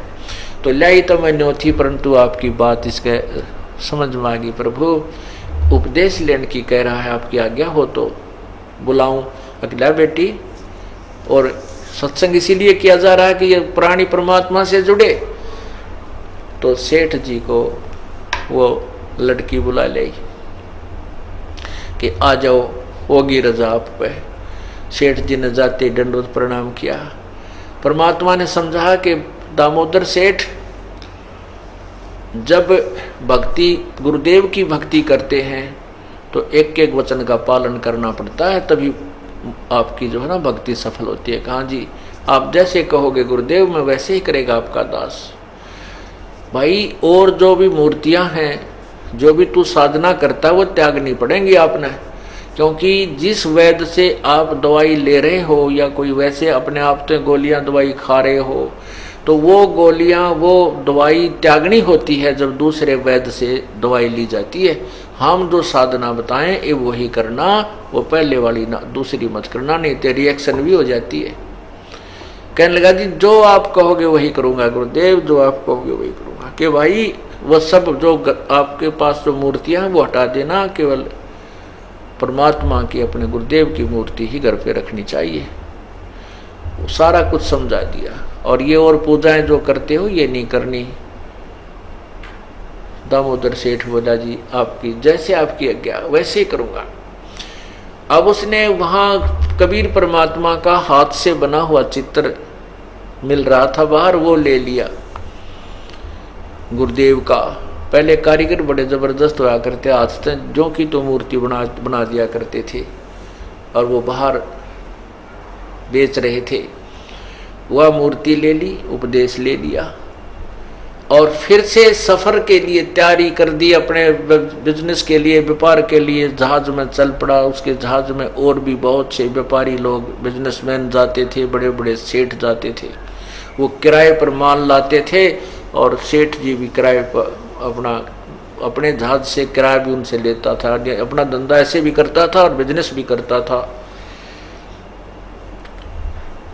अब जहाज चल पड़ा तो दूसरे सेठ थे जो व्यापारी लोग थे, उन्होंने देखा कि रे दामोदर वो सारी मूर्तियां थी कहाँ गई। दामोदर सेठ ने क्या किया, जहाज में जाते ही जब जहाज चला तो वो सारी मूर्तियां जितनी भी धर रहा था उठा के और समुद्र में प्रवाह कर दी, जल प्रवाह कर दी। और एक मूर्ति अपने परम पिता की लगा ली, कबीर परमेश्वर की। तो वो दूसरे सेठा ने देखा, लाला जी तो इतना जबरदस्त पुजारी था, इसने पूरे कमरे के चारों तरफ तस्वीरें ला रखी थी, आज एक भी कोई ना, यू एक इस भगत से की मूर्ति लाए बैठे आयो। तो सेठ दामोदर से उन सेठा ने कहा, लाला जी वो नास्तिक हो गया तू? तो दामोदर बोला, नहीं नास्तिक क्यों हो गया भाई, मैं भक्ति करता हूँ कि वो सारे भगवान की मूर्तियाँ कहाँ गई भाई, मैंने गुरु बना लिया। अन्यों क्या करें, गुरु की पूजा में और पूजा नहीं करनी होती। कहने लगे, भाई ईसा कौन गुरु बना लिया तने? कि कबीर साहब, कबीर जी, सदगुरु कबीर जी मेरे गुरुदेव हैं। अच्छा भाई, यो कबीर तुझे पार कर देगा? तने यार हनुमान भी छोड़ दिया, शेरा वाली माता की भी वो तस्वीर को नहीं है, राम कृष्ण की भी को नहीं, विष्णु भगवान शिव जी की भी नहीं है, दुर्गा माता की भी को नहीं, लक्ष्मी माता की भी नहीं। ने बोला, भाई हमने तो जो है ना भक्ति करनी है, गुरुदेव ने आदेश दे दिया, जो उन्होंने साधना दी हम वही कर रहे हैं। और देख गुरु जी का फोटो रखा और मैं पूजा करता हूँ। तो उसकी खूब हंसी मजाक करने लगी। न बोले, रे तूने तेरे तो फूट गए बाग कति हैं, तने ऐसे भगवान छोड़ दिए, एक इस जुलाहे के ऊपर आश्रित होकर बैठ गया, तेरा बेड़ा गर्क होगा। न बोले, भाई कोई बात ना, मेरा बेड़ा गर्क हो चाहे रहो, अब तो सिर धड़की बाजी है, अब तो भक्ति में यह करूंगा, मेरा चाहे बेड़ा पार हो चाहे रह जाओ, और तुम अपने भगवान पूजो। भाई मैं क्या नाटू तुमने, मैं मना नहीं करता, मेरे सिर में दर्द मत करो, तुम अपना काम करो, मैं अपना करूँ। तो उन्होंने उस दामोदर का नाम कबीर धर लिया। अको आ गया कबीर, उसका कबीर कहने लगे, कबीर आ गया, कबीर आजा, कबीर आजा। वो के कह 20 बेकूफा में एकला ना बोला, अच्छा भाई आ गया, कुछ भी कह लो इस दास को, तुम कबीर कहो चाहे कुछ कहो। और वो खुश हुआ, चलो इनके मुंह तो भगवान का नाम तो निकला है कि ब्रह्म सद्बुद्धि आ जाए, इनको इसका पुण्य मिल जाए। नाराज नहीं हुआ पुण्यात्मा, इससे हमने भी ग्रहण करनी है शिक्षाएं, परमात्मा ने जो लीलाएं की हैं, भक्तों ने जो अपने व्यवहार बदले हैं, ऐसे ही हम सफल होंगे। तो वो चले गए और फिर वापस आने लगे 2-4 महीनों के बाद। सबके कुछ सेठ तो अपने परिवार को भी साथ ले जाते थे, और सबका वापस आते समय माल लाद रखा उसमें जो उन्होंने कमाई करी थी। कुछ एक के परिवार भी साथ थे। वापस आ रहे थे तो एक रात्रि में इतना भयंकर साइक्लोन आया, तूफान आया कि उस दरिया का जल बहुत, उस दिन वो कुछ दरिया से मैं करके और समुद्र से पार कर रहे थे, समुद्र के कुछ टुकड़े को पार करके उस दूसरे देश में, दूसरे प्रदेश में जाना था। तो समुद्र से जा रहे थे, आ रहे थे वापस। तो उनको एकदम ऐसा साइक्लोन, इतना जबरदस्त, एक तो समुद्री वो तूफान आता है, वो समुद्री तूफान 40 फुट ऊंचा पानी उठकर चल पड़ता है और ऐसे ऐसे खूब। तो वो शाम का समय था और उधर से देखा कि वो साइक्लोन खड़ा हो गया है। अब जहाज के बचने की कोई आशा नहीं रही, और पता था कि घंटे 2 घंटे में 3 घंटे में ये समुद्री तूफान हमारे तक पहुंच जाएगा। रात हम गए और उधर से वो जहाज ऐसे ऐसे हिलने लगा, वो जो तूफान की जो लहर चल ही रही थी, अभी आया नहीं था। अब सब कांपने लग गए और अपने अपने भगवानों को याद कर रहे हैं। और दामोदर सेठ ऐसे अपना कमर लाए बैठा है, वो कोई क्रिया नहीं कर रहा है। जब देखा कि बात कति बिगड़ने वाली है और जहाज डूबेगा, आज नहीं बच सकते, तब सभी सेठों ने कहा, उन यात्रियों ने कहा कि दामोदर, उनमें से एक सियाना भगत था, सेठ था, वो कहने लगा, भाई इन्हों क्या करें, भगवान गुरु के भगत की गणी सुना करें, और गुरु भगत जो दामोदर है इससे कहो ये भी अपने गुरुदेव ने याद कर ले। तो सभी सेठों ने कहा, दामोदर आप खामोश क्यों बैठे हो, आपको डर नहीं लग रहा? आप भी अपने भगवान अपने कबीर जी से अर्ज करो अपनी जान रक्षा की। दामोदर सेठ कहने लगा भी मेरा तो गुरुजी गरीब सा है और बोधा सा आदमी है, और तुम्हारे भगवान कोई पहाड़ उठा रहा है, कोई गोवर्धन ने उठा रहा है, और इतने तगड़े भगवाना की आड़ में मेरी भी जान बच जाएगी। आप प्रार्थना कर ही रहे हो इन भगवानों से, तो ये रोक देंगे थारे समुद्री तूफान को, और मुझे क्या चिंता, फिर आपके इतने तगड़े तगड़े भगवान रहे। तब वो सेठ कहने लगे दामोदर नाश हो गया बात का, ये मजाक मत ना करें, आप भी अर्ज करके देख लो, हो सकता ना जाने भगवान किसकी पुकार सुन लिया करे। तब सेठ कहने लगा दामोदर के तुम बैठ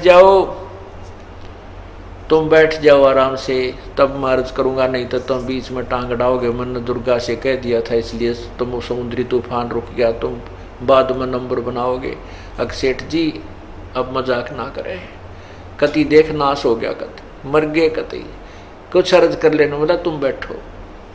वो बैठा तो के जा था, नौक से खड़े होकर के फिर चुप हो गए, पूजा और साधना बंद कर दी। तब परमात्मा के आगे अपने फोटो के मूर्ति के सामने खड़ा होकर के दामोदर सेठ ने कहा है परमात्मा, और दामोदर सेठ परमात्मा कबीर जी की, क्योंकि उन्होंने 15-20 दिन सत्संग सुने थे जगह जगह जा करके, और लोगों से उनकी कहानी कथाएं सुनी थी। कोई कहता मेरा ऐसा सुख हो गया, मेरा ऐसा सुख हो गया, मेरा बेटा मरण हो गया था, परमात्मा के आशीर्वाद से वो स्वस्थ हो गया। ऐसे सैकड़ों उदाहरण ले रखे थे और उन सेठों को सुनाया करता था कि कबीर परमात्मा ने ये कर दिया, कबीर भगवान गुरु जी ने ऐसे सुख दे दिया, तो इसलिए उसका नाम कबीर धर लिया था, उन्होंने रख दिया था। तो कहने लगा है परमात्मा, हो सकता है इस नीच के ऐसे पाप कर्म हो कि इस कुत्ते वाली मौत ही मरना था, लेकिन इस दुष्ट में कोई ऐसी, इस नीच आत्मा में कोई ऐसे जो है त्रुटि आई होगी कि आप मेरी मदद नहीं कर पा रहे। हे प्रभु, मैंने आपके बहुत गुण गा दिए इनके आगे, और मुझ दुष्ट के कारण परमात्मा आपकी बेइज्जती होगी। हे प्रभु, आज रक्षा लज्जा रख लो अपने दास की, और फिर कहीं मार दियो मुझे, नो ऑब्जेक्शन। नो कहकर बेहोश हो गया, हृदय से पुकार करके, और इतनी लोगों की दृष्टि में तो वो ऐसे गिर गया। इतने में क्या होता है कि वो तूफान जैसे यूं खड़ा था ऊपर को, एकदम देखते देखते जैसे छाड़ा बैठ जाया करे, बिल्कुल शांत हो गया, नो डिस्टर्बेंस, कहीं भी कोई लहर भी तेज नहीं रही समुद्र की, और इतना शांत समुद्र हो गया। तो सभी ने उसके मुंह पर छीटे छट्टे पानी के मारे वो सचेत किया, और दामोदर को उठा के ऊपर ने गोदी में जय बोलो दामोदर की, जय हो दामोदर भगत की। ने बोला ना भाई, जय बोलो बंदी छोड़ कबीर की, उस परमपिता की जय बोलो जिसने आकर के हमने प्राणों की रक्षा की है। तो सारे सेठ ने बोले भाई हम तो आपके गुरु जी के नाम लेवाएंगे, हम तो उसी के चरणों में चलेंगे और उपदेश लेंगे भाई, हम तो आज आपकी जो कहा करते वो शक्ति तेरे गुरुदेव में आज न्यारी दिखेगी। पुण्यात्माओं, उसी रात्रि में परमात्मा वहां सत्संग कर रहे थे कबीर परमेश्वर, और ये सर्दियों के दिन थे। ऐसे ही एक भक्त के घर में सत्संग कर रहे थे, और आसपास क्योंकि ऐसी आसन लगा होता था, थोड़े से ऊंचे से तख्त पे आसपास भक्त बैठे होते थे, इसे 50-60 भक्त बैठकर सत्संग सुन रहे थे। परमात्मा शब्द गा रहे थे, प्रवचन कर रहे थे, और ऐसे अपने ऐसे करके बाला में कर ऐसे नो करके, और नो हाथ मार दिया छिट्टे से, पसी वह तो पानी की बूंदें लगी आसपास बैठे भक्तों के। तो वो भक्त बोले गुरुदेव आपका पसीने आगे दिखे। न बोला रपो का मैंने पसीने आगे नाला को। बोला जी और क्या हो गया? कि भाई दामोदर सेठ नहीं था वो अपना भगत बढ़िया, वो लाला जी हकां जी भाई, उसका जहाज डूबा था और उसका जहाज बचा के आया हूँ, वहाँ समुद्र में जाना पड़ गया, इस प्रकार ये पानी सा लाग गया था, इसने इसलिए मुँह में पूछा है भाई। और तो वो भगत ने सोचे महाराज जी तो निरे को पोड़ पेले झूठ बोले, बता यहाँ बैठे महाराज गए और नुके का दी तो भगवान गुरुदेव कतिये झूठ बोलते हैं। मन मन में उनके मन में गंदापन था, हालांकि वो इतना ज्ञान और विचार भी सुनते थे। ये मन की खोटी बाण है, कोई न कोई दोष गुरुदेव में काट लिए है, निकाल ही लेता है।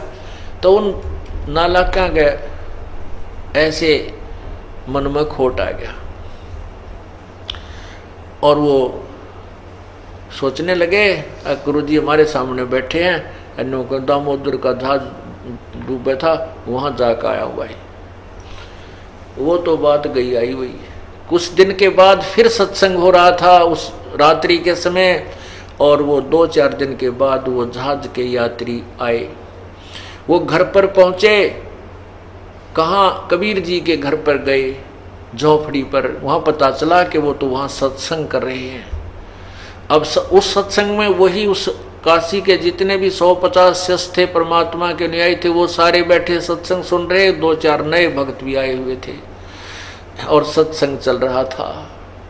और वही जो मन में खोट था वो व्यक्ति भी, वो श्रद्धालु भी विद्यमान थे कि गुरुजी तक उस दिन झूठ बोल रहे थे।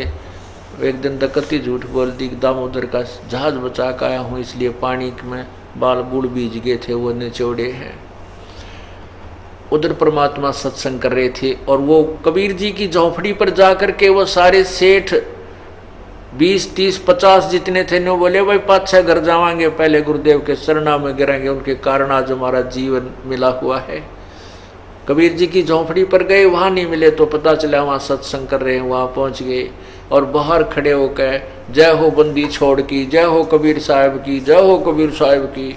अब भाई ने क्या करें, जिसने जान बची लाखों पाए, जय जयकार बार करे। परमात्मा बोले भाई पता करियो बार के शोर हो रहा है। तो 1-2 भक्त जाकर देख कर आया। वो दामोदर को पहचानते थे क्योंकि वो भक्त था और 15-20 दिन सत्संग सुनकर गया हुआ था, आता जाता रहता था। तो उन्होंने कहा जाकर के क्या बात है भाई, कैसे आए हो। दामोदर को पहचान लिया उन सब भक्तों ने। कहा सेठ जी आ जाओ, कैसे क्या बात है भाई, हम गुरु जी से मिलेंगे और सारे सेठ नाम लेंगे। और ये सारे सेठ मेरे साथ आए हैं, भक्त गुरु जी से बात करा, मिलना चाहते हैं। भक्तों ने आकर कहा गुरुदेव वो दामोदर सेठ नहीं है अपना लाला जी, कान जी, उसके गिल गढ़े और लाला जी आए हैं, भगत आए हैं और सारे नाम लेने की कहें, पता नहीं के बात साहब की जय जयकार करें। बोला भाई बुला लो, क्या बात है, नाम लेंगे तो बहुत अच्छी बात है, हम तो उपदेश देने के लिए तो सारा प्रयत्न कर रहे हैं। वो सारे 20, 30, 40 लाला जी आए और हे गुरुदेव, हे भगवान आप तो सचमुच भगवान हो, हे परमात्मा आपने हमारी प्राणों की रक्षा की, हे भगवान, हे परमात्मा आपके दिए दिन हैं। परमात्मा चाहते थे कि ये अपने मुंह तक कह दे, ना नालाका ना जो मन में खोट ला रहे थे। कहने लगे रे क्या बात होगी भाई, बताओ, तो मन तो ना पता क्या बात है, कैसे क्या हुई भाई, कैसी घटना हुई बताइयो। तो खड़ा होकर वो बताने लगे, सारी कहानी बताई। भगवान हमने माफ़ कर दो, हम आपके भगत के बहुत मजाक करा करते, हमने बूंदी अच्छी भी कही पर नाराज कति नहीं हुआ। हमने जो ना कहने की बातें इसको कही और हम उन भगवानों को शक्तिशाली मानते थे और ऐसे ऐसे सारी कहानी बताई। हे गुरुदेव, हे महाराज जी, हम कति आज तो आपकी दया से आपने इनकी अर्ज सुनी और हमारे जीवन रक्षा हुई।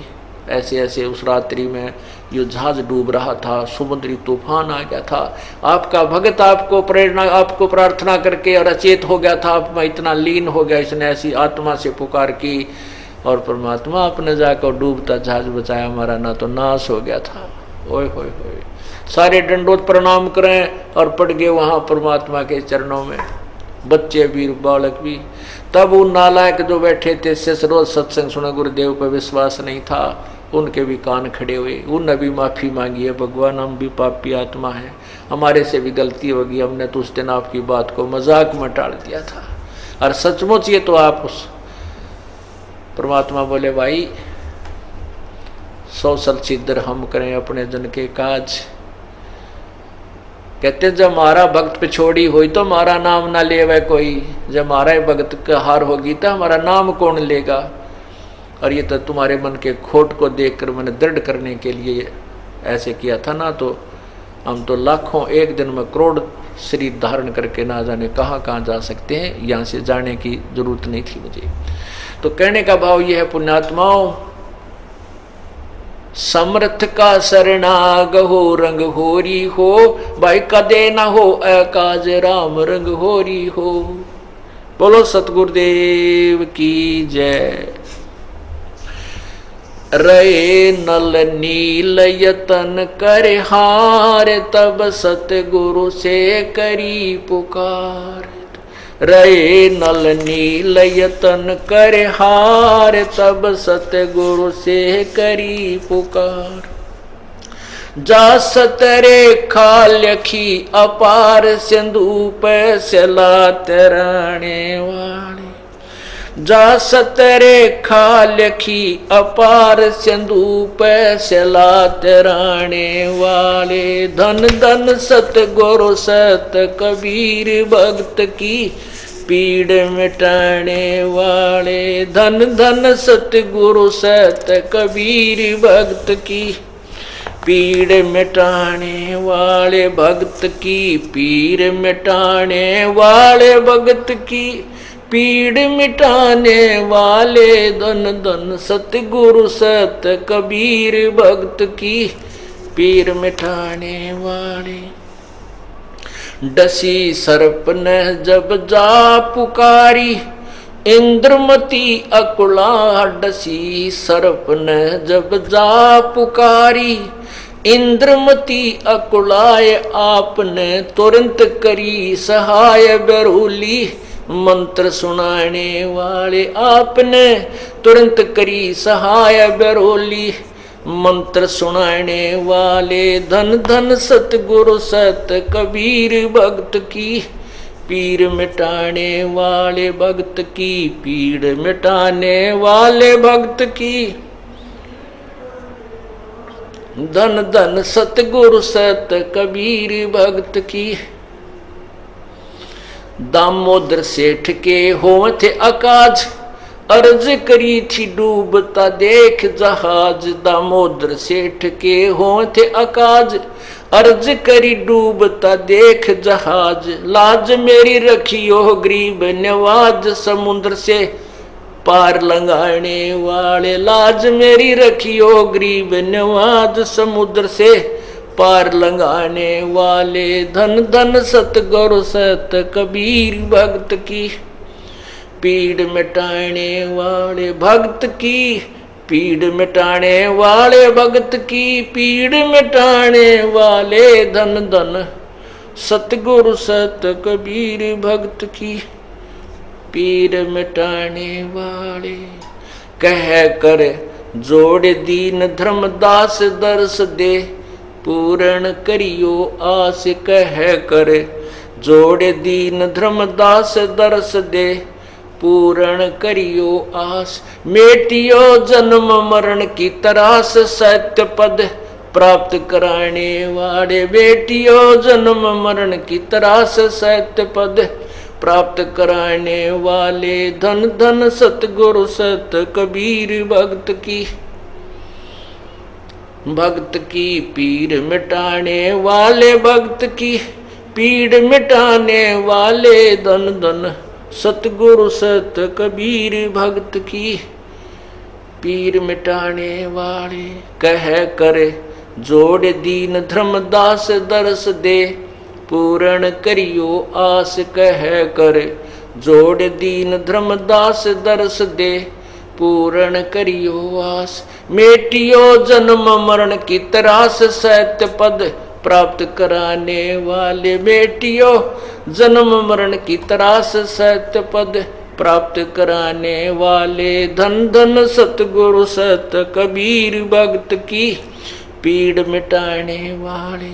भक्त की पीड़ मिटाने वाले, भक्त की पीड़ मिटाने वाले। धन धन सतगुरु सत कबीर, भक्त की पीड़ मिटाने वाले। सत साहिब।